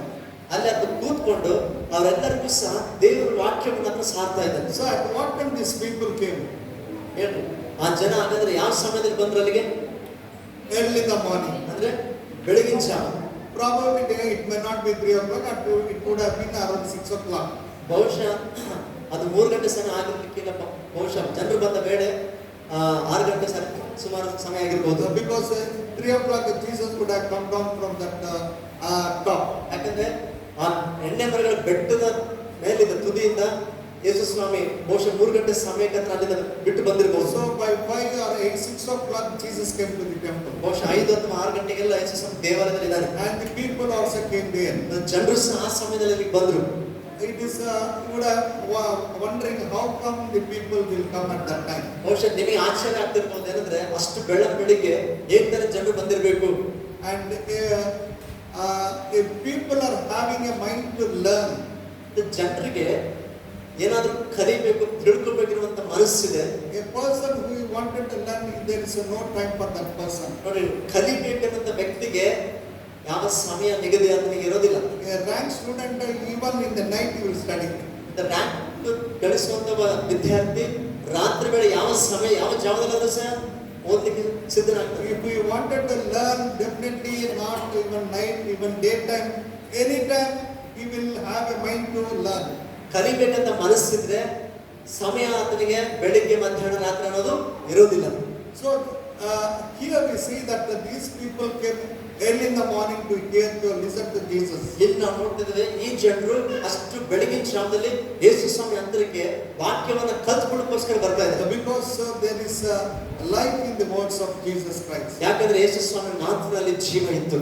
There is a power in the words of Jesus. ಯೇಸು ಸ್ವಾಮಿ ಮಾತಿನಲ್ಲಿ ಒಂದು ಬಲ ಅಥವಾ ಅಧಿಕಾರ ಇತ್ತು. It was changing the lives of the people. ಆ ಮಾತುಗಳು ಜನರ ಜೀವನವನ್ನ ಮಾರ್ಪಡಿಸುವಂತ In ಮಾತುಗಳು. order to know much about the kingdom of God and about the Father, they came early in the morning to listen. ಯೇಸು ಸ್ವಾಮಿ ತನ್ನ ಉಪದೇಶದಲ್ಲಿ ಅದನ್ನ ಹೇಳ್ತಿದ್ದ ದೇವರ ಕುರಿತು, ತಂದೆಯ ಕುರಿತು, ದೇವರ ರಾಜ್ಯದ ಕುರಿತು ಕೇಳಿಸಿಕೊಳ್ಳೋದಕ್ಕೋಸ್ಕರ ಅಷ್ಟು ಬೆಳಗಿನ ಜಾವ ಆ ಜನರು ಬಂದರು. So my dear brothers and sisters, ಪ್ರಿಯ ಸಹೋದರ ಸಹೋದರಿ, if you are having the mind to learn, ನಿಮಗೆ ಕಲಿಬೇಕೆನ್ನುವಂತ ಮನಸ್ಸು ಇರುವುದಾದ್ರೆ nobody will push you or make you to come to go to church or to the fellowship. ಯಾರು ಕೂಡ ನೋಡಿ ನಿಮ್ಮನ್ನ ಬಲವಂತ ಮಾಡ್ಬೇಕಾಗಿಲ್ಲ. ಚರ್ಚ್ಗೆ ಹೋಗು, ಫೆಲೋಶಿಪ್ ಬಾ ಅಂತ ಯಾರು ನಿಮ್ಮನ್ನ ಒತ್ತಾಯ ಮಾಡಿ ಕರಿಬೇಕಾಗಿಲ್ಲ. When you wanted to learn, you will go to the presence of God. ನಿಜವಾಗಿ ಕಲಿಬೇಕಿರುವಂತ ಮನಸ್ಸು ಇದ್ರೆ ನೀನು ದೇವರ ಸನ್ನಿಧಿಗೆ ಹೋಗ್ತೀಯ. There will not be any time regarding to learn. ಕಲೀಲಿಕ್ಕೆ ನಿಗದಿತವಾದ ಯಾವ ಸಮಯ ಅಥವಾ ವೇಳೆ ಅನ್ನೋದಿಲ್ಲ. So why people will not go to the church or to the fellowship? Because they don't have the mind to learn. ಯಾಕೆ ಇವತ್ತು ಜನರು ದೇವರ ಆಲಯಕ್ಕೆ ಅಥವಾ ಸಹವಾಸಕ್ಕೆ ಅವರು ಬರೋದಿಲ್ಲ ಅಂತಂದ್ರೆ ಅವರಲ್ಲಿ ಕಲಿಬೇಕಿರುವಂತ ಮನಸ್ಸು ಮತ್ತು ಆಸಕ್ತಿ ಇಲ್ಲ. Every Christian till the death he has to learn. ಪ್ರತಿಯೊಬ್ಬ ಕ್ರೈಸ್ತನು ಕೊನೆ ಶ್ವಾಸದ ತನಕನೂ ಕೂಡ ಕಲಿಯುವವನಾಗಿದ್ದಾನೆ. It is a continuous process in our life. ಅದು ನಮ್ಮ ಜೀವನದಲ್ಲಿ ನಿರಂತರ ಸಾಗುವಂತ ಪ್ರಕ್ರಿಯೆಯಾಗಿದೆ. No theologian or any preacher or any prophet will say that I have learned everything. ಯಾವ ಒಬ್ಬ ವೇದಾಂತಿ ಆಗಿರ್ಲಿ, ಯಾವ ಪ್ರವಾದಿ ಆಗಿರ್ಲಿ, ಎಂತ ದೊಡ್ಡ ಸೇವಕನಾಗಿದ್ರು ಕೂಡ ನಾನು ಎಲ್ಲ ಕಲ್ತಿದ್ದೀನಿ ಅಂತ ಹೇಳಕ್ಕೆ ಸಾಧ್ಯ ಇಲ್ಲ. If anybody says like that, he is a fool, and the person who will listen to them also they are also fools. ಒಂದು ವೇಳೆ ಯಾರಾದ್ರೂ ಅದನ್ನ ನಿಂತ್ಕೊಂಡು ನಾನು ಎಲ್ಲ ಗೊತ್ತಂತ ಹೇಳೋ ವ್ಯಕ್ತಿ ಇದ್ರೆಗಿನ ಆ ವ್ಯಕ್ತಿ ನಿಜವಾಗ್ಲೂ ಮೂಢ ಆಗಿದ್ದಾನೆ. ಆ ವ್ಯಕ್ತಿ ಕೇಳೋರು ಅನುಸರಿಸೋ ಕೂಡ ನಿಜವಾಗ್ಲೂ ಮೂಢರಾಗಿದ್ದಾನೆ. Nobody can become perfect in anything. ಮತ್ತೆ ಯಾರು ಕೂಡ ಯಾವ ವಿಷಯದಲ್ಲಾದ್ರೂ ಪರಿಪೂರ್ಣರಾಗಿ ಆಗ್ಲಿಕ್ಕೆ ಸಾಧ್ಯ ಇಲ್ಲ, ಕಲಿಯಲಿಕ್ಕೆ ಸಾಧ್ಯ ಇಲ್ಲ. So that's why Paul also says, I know still about the Jesus Christ. ಅದಕ್ಕೆ ಪೌಲ್ ಹೇಳ್ತಾನೆ, ಅಂತ ದೊಡ್ಡ ಸೇವಕ ಹೇಳ್ತಾನೆ ಅಂದ್ರೆ ನಾನು ಇನ್ನೂ ಯೇಸುವನ್ನು ಅರಿಬೇಕು ಅಂದ್ರೆ ತಿಳ್ಕೋಬೇಕು ಅಂತ ಹೇಳ್ತಾನೆ. I wanted to see the power of resurrection power of Jesus. ಅಂತ ಹೇಳ್ತಾನೆ, ನಾನು ಇನ್ನೂ ಯೇಸು ಸ್ವಾಮಿಯ ಪುನರುತ್ಥಾನ ಶಕ್ತಿಯನ್ನ ಇನ್ನೂ ಹೆಚ್ಚಾಗಿ ನಾನು ತಿಳ್ಕೋಬೇಕು. So that is the attitude of Paul. ಅದು ಪೌಲನ ಒಂದು ಮನೋಭಾವನೆಯಾಗಿತ್ತು. So when Paul himself had such kind of mind, how much more we should have that mind to learn. ಅಂತ ದೊಡ್ಡ ಸೇವಕನ ಪೌಲನ ಅಂತ ಮನಸ್ಸುಗಳನ್ನಾಗಿರ್ಬೇಕಾದ್ರೆ ಇವತ್ತು ನಾವು ಎಷ್ಟು ಮಟ್ಟಿಗೆ ಆ ಮನಸ್ಸುಗಳಾಗಿರ್ಬೇಕಾಗಿ. So here we see that these people came to listen to Jesus as he came to the temple. ಇಲ್ಲ ನೋಡ್ತಿದ್ದಾರೆ ಈ ಜನರು ಅಷ್ಟು ಬೆಳಗಿನ ಜಾವ ಯೇಸು ಸ್ವಾಮಿ ಅಂತರಕ್ಕೆ ದೇವಾಲಯಕ್ಕೆ ಅದರ ಮಾತನ್ನು ಕೇಳೋಕ್ಕೋಸ್ಕರ ಬರ್ತಾ ಇದ್ದಾರೆ. And the Bible says he sat down and he taught them. ಅಲ್ಲಿ ವಾಕ್ಯ ಹೇಳ್ತದೆ ಅವರು ಅಲ್ಲಿ ಬಂದಾಗ ಆತನು ಕೂತ್ಕೊಂಡು ಅವರಿಗೆ ಉಪದೇಶ ಮಾಡುತ್ತಿರುವುದರಲ್ಲಿ. So a person who wants to learn, he has to sit down and to listen. ಮತ್ತೆ ಕಲ್ತ್ಕೋಬೇಕೆಂಬುದಾಗಿರುವಂತ ವ್ಯಕ್ತಿ ಖಚಿತವಾಗಿ ಆತನು ಕೂತ್ಕೊಂಡು ಕೇಳ್ತಾನೆ. Some people they don't want to sit in the church. ಕೆಲವರಿಗೆ ಚರ್ಚ್ ಒಳಗೆ ಕೂತ್ಕೊಳ್ಳಕ್ಕೆ ಮನಸ್ಸಿಲ್ಲ. sometimes they don't have the time to spend some time in the presence of God. ದೇವರ ಸನ್ನಿಧಿಯಲ್ಲಿ ಸಮಯ ಕಳೆಯಲಿಕ್ಕೆ ಸಮಯ ಇಲ್ಲ ಅಂತ ಹೇಳ್ತಾರೆ. Simply they will come and they will sit for some time, they will go away. ಹಾಗೆ ಸುಮ್ಮನೆ ಬಂದು ಸುಮ್ಮನೆ ಸ್ವಲ್ಪ ಕೂತ್ಕೊಂಡು ಹಾಗೆ ಸುಮ್ಮನೆ ಎದ್ದು ಹೋಗ್ಬಿಡ್ತಾರೆ. That is not in the nature of our learning. ನೋಡ್ರಿ, ಕಲಿಯುವಂತ ವ್ಯಕ್ತಿಯ ಸ್ವಭಾವ ಅದಲ್ಲ. It is like what it called just giving your telling your presence there. ಅಂತ ಹೆಂಗಿರುತ್ತೆ ಅಂತಂದ್ರೆ ನಾವು ಅಟೆಂಡೆನ್ಸ್ ಹಾಕಿದಂಗಿರುತ್ತೆ ಅಷ್ಟೇ. So that is not learning. ಅಂದ್ರೆ ಅದು ಕಲಿಯುವಂತದ್ದಲ್ಲ. So we have to learn sitting in the presence of God. ಅಂದ್ರೆ ನಾವು ಕೂತ್ಕೊಂಡು ದೇವರ ಸನ್ನಿಧಿಯಲ್ಲಿ ನಾವು ಕಲಿಬೇಕಾಗಿದೆ. As Jesus was preaching about teaching them, ಅಲ್ಲಿ ಜನರಿಗೆ ಯೇಸು ಸ್ವಾಮಿ ಉಪದೇಶ ಮಾಡುತ್ತಿರುವಾಗ, and the Bible says the scribes and Pharisees they brought unto him a woman taken in adultery when they had set her in the midst. ನೋಡ್ರಿ, ದೇವವಾಕ್ಯ ಹೇಳ್ತದೆ, ಶಾಸ್ತ್ರಿಗಳು ಫರಿಸಾಯರು ವ್ಯಭಿಚಾರದಲ್ಲಿ ಸಿಕ್ಕಿದ ಒಬ್ಬ ಹೆಂಗಸನ್ನು ಆತನ ಬಳಿಗೆ ತಂದು ಆಕೆಯನ್ನು ನಡುವೆ ನಿಲ್ಲಿಸಿ. As I told in the previous chapter, the Pharisees are Sadducees, they are waiting for a cause to find out that Jesus fault. ಮತ್ತೆ ಇಂದಿನ ಅಧ್ಯಾಯದಲ್ಲಿ ನಾವು ನೋಡಿದ ಪ್ರಕಾರ ಯೇಸು ಸ್ವಾಮಿಯಲ್ಲಿ ಏನಾದರೂ ತಪ್ಪು ಸಿಗ್ತದೋ ಅಂತ ಅವ್ರು ಕಾಯ್ತಾ ಇದ್ದಾರೆ. So now they brought a woman. ಆದ್ರೆ ಈಗ ಮುಂದೆ 8ನೇ ದಿನ ಈಗ ಒಬ್ಬ ಸ್ತ್ರೀಯನ್ನ ಹಿಡ್ಕೊಂಡು ಬಂದು ನಿಲ್ಲಿಸಿದ್ದಾರೆ. So they brought a woman who was caught in adultery red-handed. ಮತ್ತೆ ಆ ಸ್ತ್ರೀ ಯಾರಂದ್ರೆ ವ್ಯಭಿಚಾರ ಮಾಡುತ್ತಿರುವಾಗ ಸಿಕ್ಕಿ ಬಿದ್ದಂತ ಒಬ್ಬ ಹೆಂಗಸು. They are very intelligent people. ಅವ್ರು ಬಹಳ ತುಂಬಾ ಜಾಣರು ಅಂತ ಕಾಣಿಸ್ತದೆ ನೋಡಿ. They are not 2 or 3 days after report, they will give rape report after 2-3 days complaint. ಮತ್ತೆ ಆಗಿರೋದು ಅಪರಾಧದ ಕುರಿತು 2-3 ದಿನಗಳ ಆದ್ಮೇಲೆ ಫಿರ್ಯಾದಿ ಮಾಡ್ತಾರೆ. ಸಾಧಾರಣ ನೋಡ್ತೀವಿ. But they got red-handed because they wanted to catch hold of Jesus in red-handed. ಆದ್ರೆ ಈಗ ಅವ್ರು ನೋಡ್ತಾ ಇದ್ದಾರೆ, ತಪ್ಪು ಮಾಡ್ತಿರುವಾಗಲೇ ಆಕೆನ ಹಿಡಿದು ತಂದಿದ್ದಾರೆ. ಕಾರಣ ಏನಂತಂದ್ರೆ ಏನು ಮಾಡಿ ಯೇಸು ಸ್ವಾಮಿಯಲ್ಲಿ ಏನಾದ್ರೂ ತಪ್ಪು ಸಿಕ್ಕದ ನೋಡೋಣ ಅಂತ ಹೇಳಿ. So they brought this the women in the midst of they kept this woman in the midst of these people. ಅಷ್ಟು ಜನ ಅಲ್ಲಿ ಕುತ್ಕೊಂಡು ಏನ್ ಕೇಳ್ತಾ ಇದಾರಲ್ಲ ಆಕೆನ, ಅವರೆಲ್ಲರೂ ಮಧ್ಯದಲ್ಲಿ ತಂದು ಆ ಸ್ತ್ರೀಯನ್ನು ನಿಲ್ಲಿಸಿದ್ದಾರೆ. These people are quarreling people, fighting people. ಈ ಜನರು ಎಂತ ಜನರು ಅಂತಂದ್ರೆ ಅವರು ಜಗಳ ಮಾಡುವ ಜನರಾಗಿದ್ದಾರೆ. They are not brought to this woman for to make her to change her life or to do something good to her, but to have a conflict, to have a fight with Jesus. ನೋಡ್ರಿ, ಅವರು ಆ ಸ್ತ್ರೀನಲ್ಲಿ ತಂದಿದ್ದು ಉದ್ದೇಶ ಕಾರಣ ಏನೋ ಸ್ತ್ರೀ ಜೀವನ ಬದಲಾವಣೆ ಆಗ್ಬೇಕನ್ನೋ ಉದ್ದೇಶ ಅಲ್ಲ. ಮಾಡ್ಕೊಡ್ಬೇಕಂತ ಯೇಸು ಸ್ವಾಮಿಯಲ್ಲಿ ಏನಾದ್ರು ತಪ್ಪು ಸಿಗಬೇಕನ್ನೋ ಘರ್ಷಣೆ ಇಟ್ಕೊಂಡು ಅಲ್ಲಿ ಬಂದಿದ್ದಾರೆ. So these fighting people, they don't have any time. ಮತ್ತೆ ಈ ಜಗಳಾಡೋ ಈ ಜನರಿಗೆ ಅವ್ರಿಗೆ ಸಮಯನೇ ಇಲ್ಲ. So middle of the night also they will be fighting. ಅವ್ರು ಯಾವ ಸಮಯದಲ್ಲಾದ್ರೂ ಬೇಕಾದ್ರೆ ಮಧ್ಯರಾತ್ರಿ ಬೇಕಾದ್ರೆ ಜಗಳ ಆಡ್ತಾ I ಇದ್ದಾರೆ. told a person who is having a learning mind will not find any time, but any time he will be having the time mind to learn. ನಾನು ನಿಮಗೆ ಹೇಳ್ದೆ, ಕಲಿಬೇಕಿರುವಂತ ವ್ಯಕ್ತಿಗೆ ಸಮಯ ಅನ್ನೋದು ಇರೋದಿಲ್ಲ. ಯಾವ ಸಮಯದಲ್ಲಾದ್ರೂ ಕೂಡ ಆ ವ್ಯಕ್ತಿ ಕಲಿಲಿಕ್ಕೆ ಸಿದ್ಧತೆ ಮಾಡ್ಕೊಂಡು ಸಿದ್ಧನಾಗ್ತಾನೆ. ಜಗಳ ಮಾಡೋನು ಯಾವಾಗನ ಮಾಡ್ತಾನೆ. ಹಾಗೆ ಜಗಳ ಮಾಡೋದು ಕೂಡ ಯಾವಾಗಾದ್ರೂ ಕೂಡ ಜಗಳ ಮಾಡೋದಕ್ಕೆ ಸಮಯ ಅನ್ನೋದು ಇರೋದಿಲ್ಲ. In the night also they wanted to fight. ಮತ್ತೆ ರಾತ್ರಿ ವೇಳೆ ಆದ್ರೂ ಸಹ ಸ್ವಲ್ಪ ಜಗಳ ಮಾಡಿ Sometimes you feel that night ಯಾಕೆ ರಾತ್ರಿ ಗಲಾಟೆ ಮಾಡ್ತೀಯಪ್ಪ, ಮುಂಜಾನೆ ಮಾತಾಡೋಣ, ಇಲ್ಲ ಇವು ಮಾತಾಡಿ ಇವಾಗ ಸೆಟ್ಲ್ ಮಾಡ್ತೀರಾ ಇಲ್ಲ. So these are the people who wanted to fight. ನೋಡ್ರಿ, ಈ ಬಂದಂತ ಈ ಶಾಸ್ತ್ರೀಯ ಪರಿಸರ ಕೂಡ ಅದೇ ರೀತಿಯಲ್ಲಿದ್ದಾರೆ. So many times we Christians we are also like that. ಅನೇಕ ಸಾರಿ ಕ್ರೈಸ್ತರಾಗಿ ನಾವು ನಮ್ಮ ಜೀವಿತದಲ್ಲಿ We don't have time to sit and learn. ನಾವು ಕೂತ್ಕೊಂಡು ಕಲಿಯಲಿಕ್ಕೆ ನಮಗೆ ಸಮಯ ಇರಲ್ಲ. We always have the time to find out fault. ಯಾವಾಗಲೂ ಕೂಡ ಮತ್ತೊಬ್ಬರಿಗೆ ತಪ್ಪು ಏನಾದ್ರೂ ಸಿಕ್ಕಿದ್ರೆ ತಪ್ಪು ಹುಡುಕೋದಕ್ಕೆ ನಾವು ಸಮಯ ನೋಡ್ತೀವಿ. Or to fight with other people. ಅಥವಾ ಇನ್ನೊಬ್ಬರ ಜೊತೆಗೆ ಜಗಳ ಆಡ್ಲಿಕ್ಕೆ ಸಮಯ ನೋಡ್ತೀವಿ. One day one husband and wife were telling one thing. ಒಂದ್ ದಿವಸ ಗಂಡ ಹೆಂಡತಿ ಒಂದು ವಿಷಯ ಹೇಳ್ತಾ ಇದ್ರು. Always wife will be waiting for a chance to find out some fault with the husband. ಯಾವಾಗಲೂ ಕೂಡ ಹೆಂಡತಿಗೆ ಗಂಡದಲ್ಲಿ ಏನಾದ್ರೂ ತಪ್ಪು ಸಿಗುತ್ತೋ, ತಪ್ಪು ಹಿಡಿಬೇಕು, ಅದ್ರ ಕುರಿತು ಮಾತನಾಡಬೇಕು ಅಂತ Always husband also will wanted to find out some fault. ಗಂಡು ಸಹ ಹೆಂಡತಿಲಿ ಏನು ತಪ್ಪು ಸಿಗುತ್ತೋ ಅದು ಹಿಡಿದು ಮಾತನಾಡಬೇಕು, ಜಗಳ ಮಾಡಬೇಕು, ಅದಕ್ಕೋಸ್ಕರ ಕಾಯ್ತಾ If ಇರ್ತಾರೆ. everything cooking is good also he will tell that cooking is not good. ಅಡಿಗೆ ಎಷ್ಟು ಚೆನ್ನಾಗಿ ಮಾಡಿದ್ರು ಸಹ ಚೆನ್ನಾಗಿಲ್ಲ ಅಂತ ಹೇಳ್ತಾರೆ. And every time something was there was quarrel in the fight in the house. ಪ್ರತಿ ಸಮಯ ಹೀಗೆ ಮನೆಯಲ್ಲಿ ಏನೋ ಒಂದು ಸಂದರ್ಭದಲ್ಲಿ ಜಗಳ ಆಗ್ತಾನೆ ಇದೆ. Because they have that nature of fighting.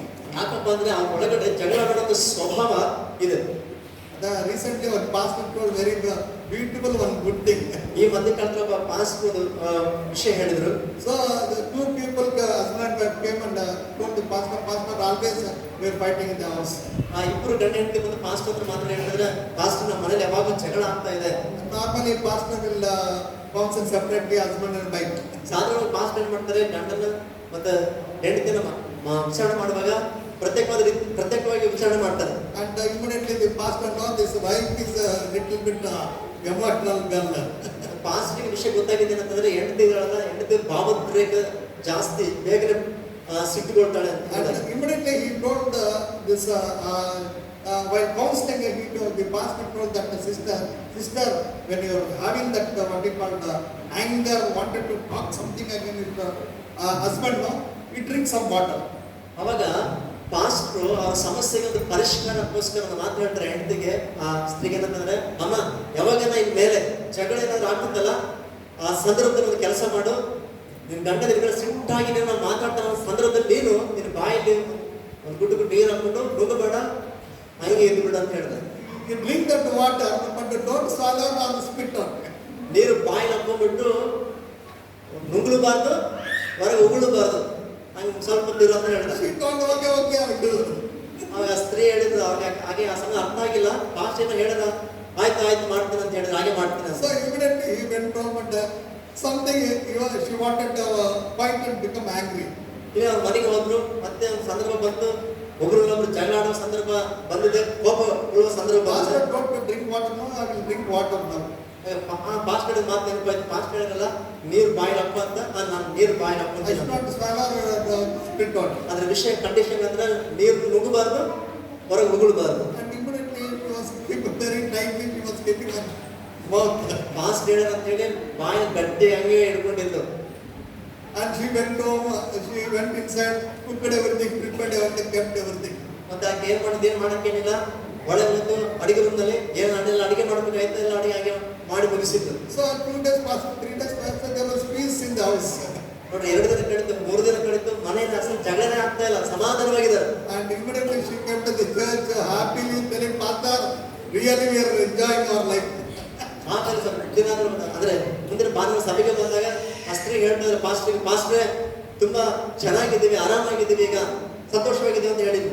So my dear brothers and sisters, ನನ್ನ ಪ್ರಿಯ ಸಹೋದರ ಸಹೋದರಿ, so we have to find out why the fight are taking place in the family. ಇವತ್ತು ನಮ್ಮ ಕುಟುಂಬಗಳಲ್ಲಿ ಯಾಕೆ ಜಗಳಗಳಾಗ್ತದೆ, ಸಮಸ್ಯೆಗಳು ಏರ್ಪಡ್ತದೆ, ನಾವು ಅದನ್ನು ಕಂಡುಕೋಬೇಕಾಗಿದೆ. We have to control ourselves, we have to understand each other.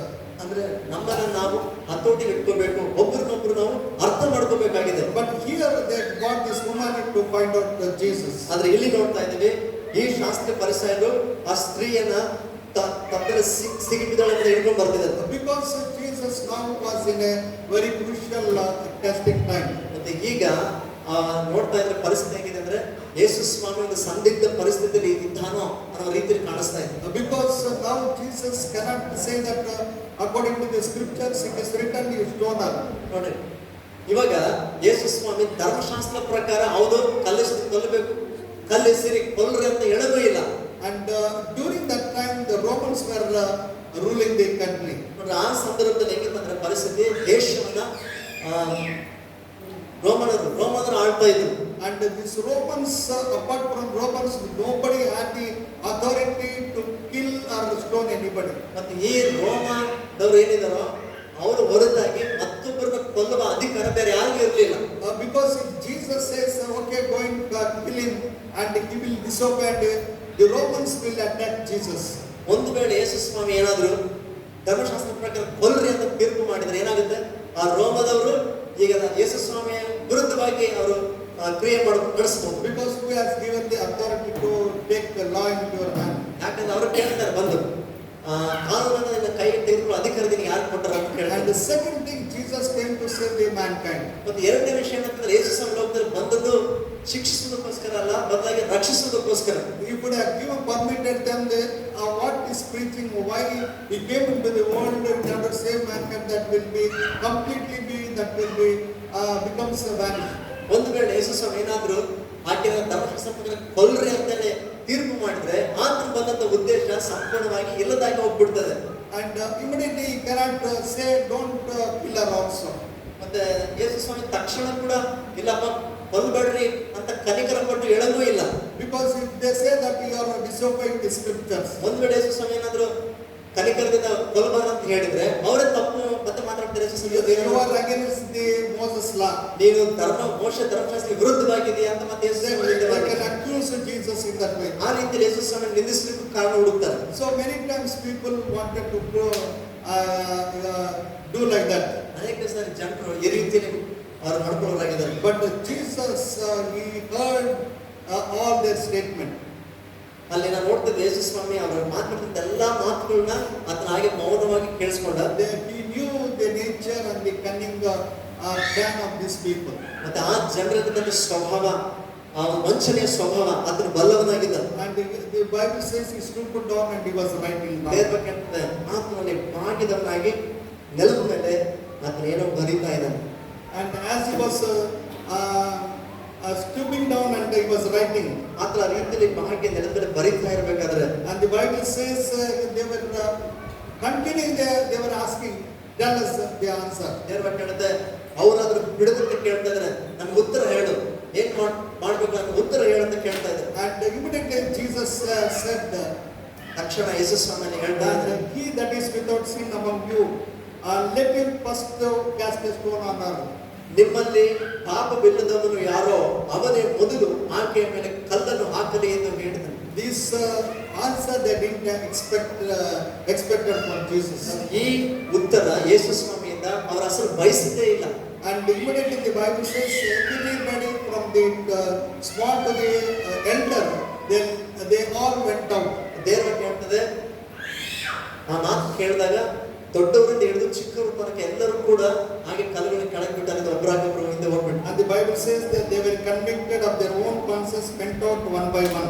ದೇವರ ಆ ಮಾತು ಕೇಳಿ ತಾವೇ ಪಾಠಗಳಿಂದ ಮನಸ್ಸಿನಲ್ಲಿ ತಿಳ್ಕೊಂಡು ಹಿರಿಯರು ಮೊದಲುಗೊಂಡು ಕಿರಿಯರವರೆಗೂ ಒಬ್ಬರಿಂದ ಒಬ್ಬರು ಹೊರಗೆ ಹೋದರು. Because everybody knew that they have sinned in one way or the other. ಯಾಕೆ ಪ್ರತಿಯೊಬ್ಬರಿಗೂ ಮನಸ್ಸಲ್ಲಿ ಗೊತ್ತಿತ್ತು, ಒಂದೊಂದು ರೀತಿಯಲ್ಲಿ ನಾವೆಲ್ಲರೂ ಕೂಡ ದೇವರ ವಿರುದ್ಧವಾಗಿ ಪಾಪ ಮಾಡಿದ್ವಿ.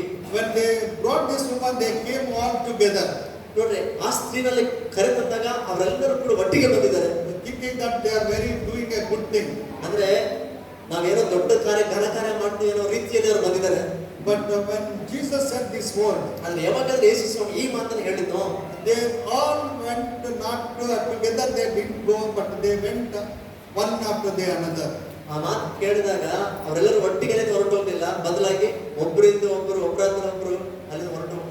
Because everybody were convicted of their sin. ಯಾಕಂದ್ರೆ ಪ್ರತಿಯೊಬ್ಬರು ಕೂಡ ತಮ್ಮ ತಪ್ಪಿನ ಅರಿವಾಯಿತು. Everybody know that they have sinned against God in one way or the other. ಒಂದಲ್ಲ ಒಂದು ರೀತಿಯಲ್ಲಿ ಅವರೆಲ್ಲರೂ ಕೂಡ ದೇವರ ವಿರುದ್ಧವಾಗಿ ನಡೆದವರು ಎಂಬುದ ಅರಿವು ಅವರಿಗಾಯಿತು. They knew one thing that they cannot deceive Jesus. ಅದು ಒಂದು ವಿಷಯ ಚೆನ್ನಾಗಿ ಅರ್ಥ ಆಯ್ತು, ನಾವು ಯೇಸುವನ್ನ ವಂಚಿಸಲಿಕ್ಕೆ ಸಾಧ್ಯವಿಲ್ಲ. And they knew that suppose if I put a stone, Jesus will tell about my sin. ಅವ್ರಿಗೆ ಪ್ರತಿಯೊಬ್ಬರಿಗೆ ಗೊತ್ತಾಗಿದ್ದ ವಿಷಯ ಏನಂದ್ರೆ, ಒಂದು ವೇಳೆ ನಾನು ಏನಾದ್ರೂ ಆಕೆ ಮೇಲೆ ಕಲ್ಲೆಸೆದ್ರೆ ನಾನು ಮಾಡಿದ ಎಲ್ಲ ತಪ್ಪಿನ ಚರಿತ್ರೆ ಎಲ್ಲ ಯೇಸು ಸ್ವಾಮಿ ಹೇಳ್ಬಿಡ್ತಾನೆ ಈಗ. So they have their own conviction and they went from that place. ಹಾಗಾಗಿ ತಮ್ಮಲ್ಲೇ ಆ ಮನವರಿಕೆಯಾಗಿ ಆ ಸ್ಥಳ ಬಿಟ್ಟು ಒಬ್ಬರಾದ್ರೂ ಅಲ್ಲಿಂದ ಹೊರಟು ಹೋದ್ರು. So but none of the people had the guts to tell about anything. ಅಲ್ಲಿರುವ ಯಾವ ಒಬ್ಬರಿಗೂ ಕೂಡ ಏನೇನು ಮಾತನಾಡುವ ಧೈರ್ಯ ಇರಲಿಲ್ಲ. So when God talks to us many times, we have the conscience but we don't repent or we don't confess our sin. ನೋಡ್ರಿ, ಅನೇಕ ಸಾರಿ ದೇವರು ನಮ್ಮ ಜೊತೆಗೆ ಮಾತನಾಡುವಾಗಲೂ ಕೂಡ ನಾವು ಪಶ್ಚಾತ್ತಾಪ ಪಡಲ್ಲ ಅಥವಾ ತಪ್ಪನ್ನು ಒಪ್ಪಿಕೊಳ್ಳುವಂತ ಮನಸ್ಸು ಮಾಡಲ್ಲ. So these people, they went out like that. ಈ ಜನರು ಅದೇ ರೀತಿ ಅಲ್ಲಿಂದ ಹೊರಟು ಹೋದ್ರು. Many times people we go to the church. ಅನೇಕ ಸಾರಿ ಜನರು ಸಭೆಗೆ ಹೋಗ್ತಾರೆ. Many times we hear the messages. ಅನೇಕ ಸಾರಿ ದೇವರ ವಾಕ್ಯವನ್ನು ನಾವು ಕೇಳಿಸ್ಕೊಳ್ತೀವಿ. God will speak to us so many times. ಮತ್ತೆ ಅನೇಕ ರೀತಿಯಲ್ಲಿ ದೇವರ ಒಟ್ಟಿಗೆ ಅದನ್ನು ಮಾತನಾಡ್ತಾನೆ. As long as we hear, we think, okay, I will change, but you will never confess your sin and you will go out like that only. ಅನೇಕ ಸಾರಿ ಏನಾಗುತ್ತೆ ಅಂದ್ರೆ, ದೇವರ ವಾಕ್ಯ ಕೇಳಿಸ್ಕೊಳ್ಳುವವರೆಗೆ ನಾನು ಬದಲಾವಣೆ ಆಗ್ಬೇಕಿರುವಂತ ಆಲೋಚನೆಯನ್ನು ಬರುತ್ತೆ, ಆದರೆ ಒಪ್ಪಿಕೊಳ್ಳಲ್ಲ, ನಮ್ಮ ತಪ್ಪನ್ನು ದೇವರ ಮುಂದೆ ಅರಿಕೆ ಮಾಡಲ್ಲ. So like that many people go out, they lose the blessings. ಹಾಗೆ ಬಂದರು ಬಂದಾಗಿ ಕೊಟ್ಬಿಟ್ಟು ಅನೇಕರು ತಮ್ಮ ಆಶೀರ್ವಾದವನ್ನು ಕಳ್ಕೊಳ್ತಾರೆ. And at last, one day Jesus and this woman were left over. ನೀವು ನೋಡ್ತಿದ್ರೆ ಕೊನೆಗೆ ಯೇಸು ಸ್ವಾಮಿ ಆ ಸ್ತ್ರೀ ಮಾತ್ರ ಅಲ್ಲಿ ಉಳಿದ್ರು.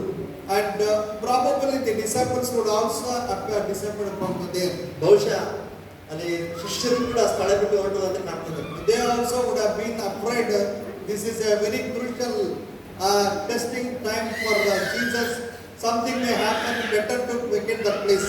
ಅವ್ರಿಗೆ ಅನಿಸಿರ್ಬೇಕು ಬಹುಶಃ ಇದು ಬಹಳ ಕಷ್ಟಕರವಾದ ಪರಿಸ್ಥಿತಿ, ಇದು ಏನಾದ್ರೂ ಸಂಭವಿಸಬಹುದು, ಇಲ್ಲಿ ಇರೋದಕ್ಕಿಂತ ಹೊರಟೋಗೋದು ಬೇಸ ಅಂತ ಅನ್ಕೊಂಡಿರ್ಬೇಕು. That's why the Bible says only that woman and Jesus were left over. ಅದಕ್ಕೆ ದೇವರ ನೋಡ್ತದೆ ಕೇವಲ ಯೇಸು ಮತ್ತು ಆ ಸ್ತ್ರೀ ಮಾತ್ರ ಅಲ್ಲಿ ಹೊರಟಿದ್ರು. And immediately Jesus looked up. ತಕ್ಷಣ ಯೇಸು ಸ್ವಾಮಿ ಆತನು ತಲೆ ಎತ್ತಿ, Then verse when Jesus had lifted up himself, he saw none but the woman. He said unto her, Woman, where are those thine accusers? Hath no man condemned thee? ಹತ್ರ ವರ್ಷ ಹೇಳುತ್ತೆ, ಯೇಸು ನೆಟ್ಟಗೆ ಕೂತ್ಕೊಂಡು ಆ ಸ್ತ್ರೀಯನ್ನೇ ಹೊರತು ಯಾರನ್ನೂ ನೋಡದೆ ಆಕೆಗೆ, ಅಮ್ಮ, ನಿನ್ನ ಮೇಲೆ ತಪ್ಪು ಹೊರಿಸುವವರು ಎಲ್ಲಿದ್ದಾರೆ? Why Jesus has to stoop down and write something? ಹೇಳ್ರಿ, ಯಾಕೆ ಯೇಸು ಸ್ವಾಮಿಯಲ್ಲಿ ನೆಲದ ಮೇಲೆ ಏನೋ ಬರುತ್ತಲ್ಲ, ಯಾಕೆ ಆತನ ಬರುತ್ತ? Because people know that when Jesus starts looking, that is a good time for them to escape.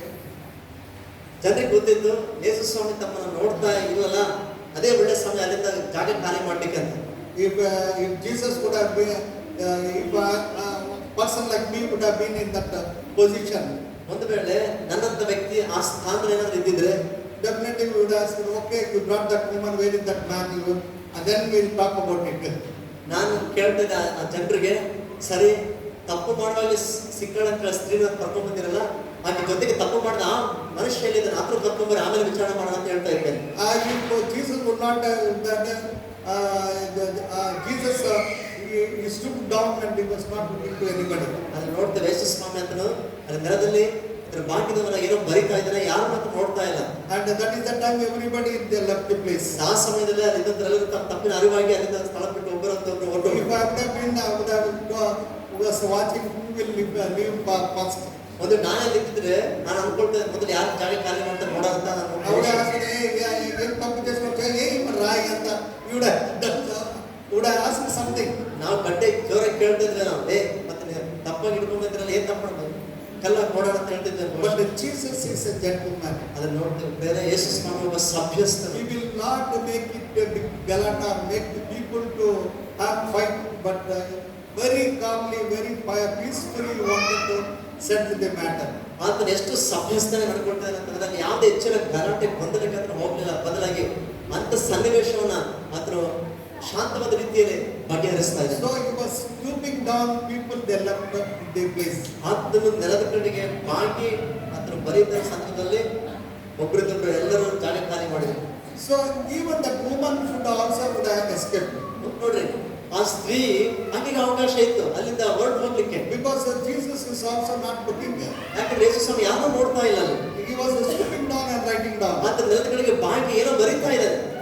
ಸಾಕಪ್ಪ, ನನಗೆ chance ಸಿಕ್ತಂತ she has not ran away. ನನಗೆ ಅವಕಾಶ ಸಿಕ್ಕಿ ಸಾಕಂತ ಹಾಕಿದ್ರೆ ತಪ್ಪಿಸ್ಕೊಂಡು ಹೋಗ್ಬೋದಾಗಿತ್ತು. All the robbers and the thieves which have been chained, they will be waiting for a chance when they escape from the police. ಅವರ ಕೈಗಳಿಗೆ ಸಿಕ್ಕಿ ಬಿದ್ದವರು, ಆ ಕಳ್ಳರಾಗಿರ್ಬೋದು, ಅವರು ಹಿಡ್ಕೊಂಡು ಹೋಗ್ತಿರ್ಬೇಕಾದ್ರೆ ಅವರ ಅವಕಾಶಕ್ಕೋಸ್ಕರ ಎದುರು ನೋಡ್ತಿರ್ತಾರೆ, ಸ್ವಲ್ಪ ತಪ್ಪಿಸ್ಕೊಂಡು ಅವಕಾಶ ಸಿಕ್ಕಲಿಲ್ಲ ಓಡೋಗ್ಬಿಡೋಣ ಅಂತ. But this woman had an opportunity to run away. ನೋಡಿ, ಈ ಸ್ತ್ರೀಗೆ ಅಲ್ಲಿಂದ ತಪ್ಪಿಸ್ಕೊಂಡು ಓಡೋಗುವ ಅವಕಾಶ ಇದ್ರೂ ಕೂಡ, But she had one faith in Jesus. ಅದು ಆಕೆಗೆ ಯೇಸುವಲ್ಲಿ ಒಂದು ನಂಬಿಕೆ ಇದೆ. A man who could save me from all these people. ಇಷ್ಟೆಲ್ಲ ಜನರ ಮಧ್ಯದಿಂದ ನನ್ನನ್ನ ಕಾಪಾಡಲು ಶಕ್ತನಾದ ಈತನು, he will definitely do something for me. ಖಚಿತವಾಗಿ ನನಗಾಗಿ ಅದನ್ನ ಏನಾದರೂ ಕಾರ್ಯ ಮಾಡ್ತಾನೆ. So escaping from that place will not solve my problem. ಆ ಸ್ಥಳದಿಂದ ತಪ್ಪಿಸಿಕೊಂಡು ಹೋಗೋದು ನನ್ನ ಸಮಸ್ಯೆಗೆ ಪರಿಷ್ಕಾರ ಆಗೋದಿಲ್ಲ. She knows that I have sinned. ಆಕೆ ಗೊತ್ತು, ತನ್ನ ಮನಸ್ಸಲ್ಲಿ ನಾನು ಪಾಪ ಮಾಡಿದ್ದೀನಿ, Let me face my consequences. ನಾನು ಅದರ ಪರಿಣಾಮ ಏನಾಗ್ತದೋ ನಾನು ಎದುರಿಸೋಣ. But immediately Jesus saw her. ಅದರ ತಕ್ಷಣ ನೋಡ್ತೇವೆ ಯೇಸು ಸ್ವಾಮಿ ಕನಿಕರದಿಂದ ನೋಡ್ತಾ ಇದ್ದಾರೆ. Immediately he says, the mother, I also will not do anything to you. ನಾನು ಹೇಳಿದ ಮಾತು ಎಷ್ಟು ಚೆನ್ನಾಗಿದೆ, ಅಮ್ಮ ಅಂತ ಹೇಳ್ತಾ ಇದ್ದಾರೆ, ನಾನು ಸಹ ನಿನ್ನನ್ನ ಶಿಕ್ಷಿಸೋದಿಲ್ಲ. So immediately go sin no more. ನಾನು ಹೇಳಿದ ಮಾತಂದ್ರೆ ಸಮಾಧಾನದಿಂದ ಹೋಗು, ಇನ್ನು ಮೇಲೆ ಪಾಪ ಮಾಡಬೇಡ. And that Jesus calling that women. ಯೇಸು ಸ್ವಾಮಿ ಆ ಸ್ತ್ರೀಗೆ ಸಂಬೋಧಿಸಿ ಹೇಳ್ತಾ ಇದ್ದಾನೆ. In Telugu, Kannada, it's Amma. ತೆಲುಗಲ್ಲಿ ಕನ್ನಡದಲ್ಲಿ ಆ ಶಬ್ದ ನೋಡ್ತೀವಿ, ಅಮ್ಮ ಎನ್ನುವಂತ ಮಾತು. So that the word would have touched her heart. ನೋಡಿ, ಆ ಒಂದು ಮಾತು ಆ ಸ್ತ್ರೀಯ ಹೃದಯವನ್ನ ಮುಟ್ಟಿತು. Nobody in her life would have called with that like that. ಯಾಕಂದ್ರೆ ಅದುವರೆಗೂ ಯಾರು ಕೂಡ ಅಂತ ಒಬ್ಬ ಸ್ತ್ರೀಯನ್ನ ಆ ರೀತಿಯಲ್ಲಿ ಕರೆದದೇ ಇಲ್ಲ. So nobody has called her name or accused her in a different way. ಪ್ರತಿಯೊಬ್ಬರು ಕೂಡ ಆಕೆ ವಿಷಯದಲ್ಲಿ ಬೇಡವಾದ ರೀತಿಯಲ್ಲಿ ವಿರುದ್ಧವಾಗಿ ಮಾತನಾಡಿದವರು. But first time in her life she heard a man calling her Amma. ಆದ್ರೆ ತನ್ನ ಜೀವನದ ಮೊಟ್ಟ ಮೊದಲ ಸಾರಿ ಒಬ್ಬ ವ್ಯಕ್ತಿ ಆಕೆಯನ್ನ ಅಮ್ಮ ಅಂತ ಸಂಬೋಧಿಸಿ ಕರೆಯುವುದನ್ನ ಕೇಳಿಸ್ಕೊಳ್ತಾ ಇದ್ದಾಳೆ. And immediately she recognized and she realized that I am a sinner, I need this Jesus. ತಕ್ಷಣ ಆಕೆ ಗುರುತಿಸ್ತಾ ಇದ್ದಾಳೆ, ನಾನೊಬ್ಬ ಪಾಪಿ, ನನಗೊಬ್ಬ ರಕ್ಷಕನ ಅವಶ್ಯಕತೆ ಇದೆ ಎಂಬುದಾಗಿ. ಯೇಸು ಸ್ವಾಮಿ ನನ್ನ ಜೀವನ ರಕ್ಷಕನಾಗಿದ್ದಾನೆ ಎಂಬುದಾಗಿ. And immediately Jesus said to her, sin no more, and I also will not punish you. ಪಶ್ಚಾತ್ತಾಪದಿಂದ ತುಂಬಿದ ಹೃದಯದಲ್ಲಿ ಇದ್ದಂತ ಆ ಸ್ತ್ರೀಗೆ ಹೇಳ್ತಿದ್ದಾನೆ ಯೇಸು ಸ್ವಾಮಿ, ನಾನು ಕೂಡ ನಿನ್ನ ಶಿಕ್ಷಿಸೋದಿಲ್ಲ, ಇನ್ನು ಮೇಲೆ ನೀನು ಪಾಪ ಮಾಡಬೇಡ. So my dear brothers and sisters, ನನ್ನ ಪ್ರಿಯ ಸಹೋದರ ಸಹೋದರಿ, we are seeing two people here. ನಾವಿಲ್ಲಿ ಇಬ್ಬರು ವ್ಯಕ್ತಿಗಳನ್ನ ನೋಡ್ತಾ ಇದ್ದೀವಿ. And people who came with an accusation. ನಿಂದೆಯಿಂದ ತಪ್ಪು ಹೊರಿಸಲಿಕ್ಕೋಸ್ಕರ ಬಂದಂತ ಜನರು ಒಂದು ಕಡೆಗೆ. When Jesus told the put a stone on, if anybody has not sinned, put a stone first. ನಿಮ್ಮಲ್ಲಿ ಯಾರು ಪಾಪ ಮಾಡಲಿಲ್ವೋ ಅಂತವರು ಮೊದಲ ಕಲ್ಲಾಕೆ ಮೇಲೆ ಹಾಕ್ರಿ ಎಂದು ಯೇಸು ಸ್ವಾಮಿ ಹೇಳಿದಾಗ, But they were convicted of their conscience, but they left the place. ಅವರ ತಪ್ಪಿನ ಅರಿವಾಯ್ತು, ಮನಸ್ಸಾಕ್ಷಿ ಅವ್ರಿಗೆ ಗೊತ್ತಾಯ್ತು, ಅವರೆಲ್ಲರೂ ಅಲ್ಲಿಂದ ಹೊರಟು ಹೋದ್ರು. But this woman was also being accused. ಮತ್ತೆ ಈ ಸ್ತ್ರೀ ಕೂಡ ಆಕೆಗೆ ನಿಂದೆ ಒತ್ತುಕೊಂಡು ನಿಂತಿದ್ದಾಳೆ. And she knows that she has sinned against God. ಮತ್ತೆ ಆಕೆ ಗೊತ್ತು ತನ್ನ ಮನಸ್ಸಿಗೆ ತಾನು ದೇವರ ವಿರುದ್ಧವಾಗಿ ಪಾಪ ಮಾಡಿದ ವ್ಯಕ್ತಿಯ But ಬಗ್ಗೆ. because of her conscience, she repented. ಮತ್ತೆ ತನ್ನ ಮನಸ್ಸಾಕ್ಷಿ ನಿಮಿತ್ತವಾಗಿ ಮನವರಿಕೆಯಿಂದ ಆಕೆ ಒಪ್ಪಿಕೊಳ್ತಾ ಇದ್ದಾಳೆ. She doesn't want to go away from that place. ಆ ಸ್ಥಳದಿಂದ ತಪ್ಪಿಸಿಕೊಂಡು ಹೋಗ್ಲಿಕ್ಕೆ ಆಕೆ ಮನಸ್ಸು ಮಾಡಲಿಲ್ಲ. But she committed her life. ಆದ್ರೆ ತನ್ನ ಜೀವನವನ್ನ ಆಕೆ ಸಮರ್ಪಿಸಿದ್ಲು. She changed her life. ತನ್ನ ಜೀವನವನ್ನ ಮಾರ್ಪಡಿಸಿಕೊಂಡು. So that is why her name, though her name is not written, the incident has been written in the Bible. ಅದಕ್ಕೋಸ್ಕರ ಆಕೆಯ ಹೆಸರು ಬಹುಶಃ ಬರೆಯಲ್ಪಟ್ಟಿಲ್ಲ, ಬದಲಾಗಿ ನಡೆದಂತಹ ಸಂದರ್ಭ ಘಟನೆ ಮಾತ್ರ ಬೈಬಲ್ ಬರೆಯಲ್ಪಟ್ಟಿದೆ. So my dear brothers and sisters, ನನ್ನ ಪ್ರಿಯ ಸಹೋದರ ಸಹೋದರಿ, tonight let us check up which category we are today. ಈ ದಿನ ರಾತ್ರಿ ಒಂದು ಸಾರಿ ನಮ್ಮ ಜೀವನವನ್ನು ಪರೀಕ್ಷೆ ಮಾಡಿಕೊಳ್ಳೋಣ. ಯಾವ ಗುಂಪಿನಲ್ಲಿ ನಾವಿದ್ದೀವಿ ಇವತ್ತು? We are accusing people. ನಾವು ಇತರರನ್ನು ನಿಂದಿಸುವ ಜನರಾಗಿದ್ದೀವ, And not able to repent. ಅಥವಾ ತಪ್ಪು ತಿಳಿದ್ರು ಕೂಡ ಪಶ್ಚಾತ್ತಾಪ ಪಡಲಾರದ ಜನರಾಗಿದ್ದೀವ, Or we have been accused and we are having the mind to repent. ಅಥವಾ ತಪ್ಪು ಮಾಡಿದವರಾಗಿದ್ದು ತಪ್ಪಿನ ಅರಿವಾಗಿ ದೇವರ ಮುಂದೆ ಪಶ್ಚಾತ್ತಾಪ ಪಡುವ ಮನಸ್ಸುಳ್ಳವರಾಗಿದ್ದೀವ. Because God will bless such kind of person. ಯಾಕಂದ್ರೆ ಪಶ್ಚಾತ್ತಾಪ ಪಡುವ ಆ ವ್ಯಕ್ತಿಯನ್ನು ನಿಜವಾಗ್ಲೂ ದೇವರು ಕರುಣಿಸ್ತಾನೆ, ಆಶೀರ್ವದಿಸ್ತಾನೆ. When we repent, ನಾವು ನಿಜವಾಗ್ಲೂ ಪಶ್ಚಾತ್ತಾಪ ಪಡುವಾಗ, when we ask the forgiveness of God, ದೇವರ ಕ್ಷಮಾಪಣೆಗಾಗಿ ನಾವು ಬೇಡುವಾಗ God will forgive us. ಖಚಿತವಾಗಿ ದೇವರು ನಮ್ಮನ್ನು ಕ್ಷಮಿಸ್ತಾನೆ. God will make us a new person. ಮತ್ತು ದೇವರು ನಮ್ಮನ್ನು ಹೊಸ ವ್ಯಕ್ತಿಯಾಗಿ ಮಾತ್ರ ಮಾರ್ಪಡಿಸ್ತಾನೆ. God will never forsake us. ಯಾವತ್ತೂ ದೇವರು ನಮ್ಮನ್ನು ಕೈ ಬಿಡೋದಿಲ್ಲ. Because God knows that our destination is something different. ಯಾಕಂದ್ರೆ ನಮ್ಮ ಒಂದು ಜೀವನದ ಗುರಿ ಅದು ತುಂಬಾ ವ್ಯತ್ಯಾಸಕರವಾದ ದೇವರು ಬಲವಾಗಿದ್ದಾನೆ. God is having a plan in each one of our life. ಯಾಕಂದ್ರೆ ನಮ್ಮಲ್ಲಿ ಪ್ರತಿಯೊಬ್ಬೊಬ್ಬರ ವಿಷಯದಲ್ಲಿ ಕೂಡ ದೇವರಿಗೆ ತನ್ನದೇ ಆದಂತ ಉದ್ದೇಶ ಇದೆ. When you repent and confess your sins, God is ready to forgive and bless your life. ನಿನ್ನ ತಪ್ಪನ್ನು ತಿಳಿದುಕೊಂಡು ದೇವರ ಮುಂದೆ ಪಶ್ಚಾತ್ತಾಪ ಪಟ್ಟು ಅರಿಕೆ ಮಾಡೋದಕ್ಕೆ ಒಪ್ಪಿಕೊಳ್ಳೋದಕ್ಕೆ ಸಿದ್ಧನಾಗಿರೋದಾದ್ರೆ ದೇವರು ನಿನ್ನನ್ನು ಆಶೀರ್ವದಿಸಲಿಕ್ಕೆ ಆತನು ಸಿದ್ಧನಾಗಿದ್ದಾನೆ. So today let us commit our life to God. ಆದರೆ ಇವತ್ತು ಈ ರಾತ್ರಿ ವೇಳೆ ನಮ್ಮ ಜೀವನವನ್ನ ಆತನ ಮುಂದೆ ನಾವು ಒಪ್ಪಿಸಿಕೊಡೋಣ. Because Jesus is waiting for all of us. ಯಾಕಂದ್ರೆ ಯೇಸು ಸ್ವಾಮಿ ನಮ್ಮೆಲ್ಲರಿಗೋಸ್ಕರ ಆತನು ಕಾಯ್ತಾ ಇದ್ದಾನೆ. So tonight, if you feel that you have to be forgiven in some areas of your life, ಇವತ್ತು ನಿನ್ನ ಜೀವನದ ಯಾವುದೇ ಒಂದು ವಿಷಯದಲ್ಲಿ ನೀನು ಕ್ಷಮಿಸಲ್ಪಡಬೇಕು, ದೇವರ ಕಡೆ ತಿರುಗಬೇಕೆಂಬುದಾಗಿ ನಿನಗೆ ಅನಿಸುವುದಾದ್ರೆ open your mouth and ask the Lord, forgive me, God. ನಿನ್ನ ಬಾಯಿ ತೆರೆದು ಕರ್ತನ ಮುಂದೆ ನೀನು ಹೇಳು, ಸ್ವಾಮಿ ದಯಮಾಡಿ ನನ್ನ ಕ್ಷಮಿಸಪ್ಪ. Help me not to repeat it again, God. ಮತ್ತೆ ತಿರುಗಿ ಆ ಅಪರಾಧ ಆ ಪಾಪ ಮಾಡದಂತೆ ನನಗೆ Help me to see your blessings coming upon our family, upon me and upon our family. ನನಗೆ ಕೃಪೆ ಕೊಡು ಮತ್ತು ಸ್ವಾಮಿ ನನ್ನ ಮೇಲೂ ನನ್ನ ಕುಟುಂಬದ ಮೇಲೂ ನಿನ್ನ ಆಶೀರ್ವಾದ ಬರುವಂತೆ ಸಹಾಯ ಮಾಡು ಎಂಬುದಾಗಿ ಪ್ರಾರ್ಥಿಸೋಣ. Thank you, Jesus. ವಂದನೆ ಯೇಸು. Let us commit our life to God. ನಮ್ಮ ಜೀವನವನ್ನು ದೇವರಿಗೆ ನಾವು ಸಮರ್ಪಿಸೋಣ. Thank you, Jesus. ವಂದನೆ ಯೇಸು. Thank you, Master. ವಂದನೆ ಕರ್ತನು. Gracious Heavenly Loving Father, ಪರಲೋಕದ ಕೃಪೆಭರಿತನಾಗಿ ನಮ್ಮ ತಂದೆಯಾದ ದೇವರೇ, we thank you, praise you, Lord, for speaking to us tonight, O God. ರಾತ್ರಿ ವೇಳೆ ಸ್ವಾಮಿ ನಮ್ಮೊಟ್ಟಿಗೆ ಇದನ್ನು ಮಾತನಾಡಿದ್ದಕ್ಕಾಗಿ ಸ್ತೋತ್ರ. If anybody is asking for forgiveness, God, ಸ್ವಾಮಿ ಯಾರಾದರೂ ಸಂಗತಿಯಲ್ಲಿ ಇವತ್ತು ಕ್ಷಮಾಪಣೆಗೋಸ್ಕರ ಪ್ರಾರ್ಥಿಸುತ್ತಿರುವುದಾದರೆ Lord, we touch their lives and forgive them, O God. ಸ್ವಾಮಿ ಅವರ ಜೀವನವನ್ನು ಸ್ಪರ್ಶಿಸಿ ಅವರನ್ನು ಕ್ಷಮಿಸ. That this repentance may continue in their life and to have a closer walk with you, O God. ಈ ಪಶ್ಚಾತ್ತಾಪ ಅದು ನಿಜವಾದ ಪಶ್ಚಾತ್ತಾಪವಾಗಿರಲಿ ಮತ್ತು ನಿಮ್ಮೊಂದಿಗೆ ಅವರ ಸನ್ನಿಹಿತರಾಗಿ ನಿನಗೆ ಹತ್ತಿರವಾಗಿ ಅವರು ನಡೆದುಕೊಳ್ಳುವವರಾಗಲಿ. Lord, bless their lives, O God. ಸ್ವಾಮಿ ಅವರ ಜೀವಿತಗಳನ್ನು ಆಶೀರ್ವದಿಸು. Lord, make their life be a blessing to many people, O ಮತ್ತು God. ಅವರ ಜೀವನವನ್ನು ಅನೇಕರಿಗೆ ಆಶೀರ್ವಾದಕರವಾಗಿ ಮಾರ್ಪಡಿಸು. Lord, thank you, Lord, blessing us with your word, O God. ನಿನ್ನ ವಾಕ್ಯದಿಂದ ದೇವರೇ ನಮ್ಮನ್ನು ಆಶೀರ್ವದಿಸಿದ್ದಕ್ಕಾಗಿ ನಿನಗೆ ವಂದನೆ. Touch your people tonight, O God. ಈ ರಾತ್ರಿ ವೇಳೆ ನಿನ್ನ ಜನರನ್ನ ನೀನು ಮುಟ್ಟಪ್ಪ. Let your name be glorified. ನಿನ್ನ ನಾಮ ಮಾತ್ರವೇ ಮಹಿಮೆ ಹೊಂದಲಿ. In Jesus' name I pray. ಯೇಸುವಿನ ಹೆಸರಿನಲ್ಲಿ ಪ್ರಾರ್ಥಿಸಿದ್ದೇನೆ ತಂದೆ. Amen. ಆಮೆನ್.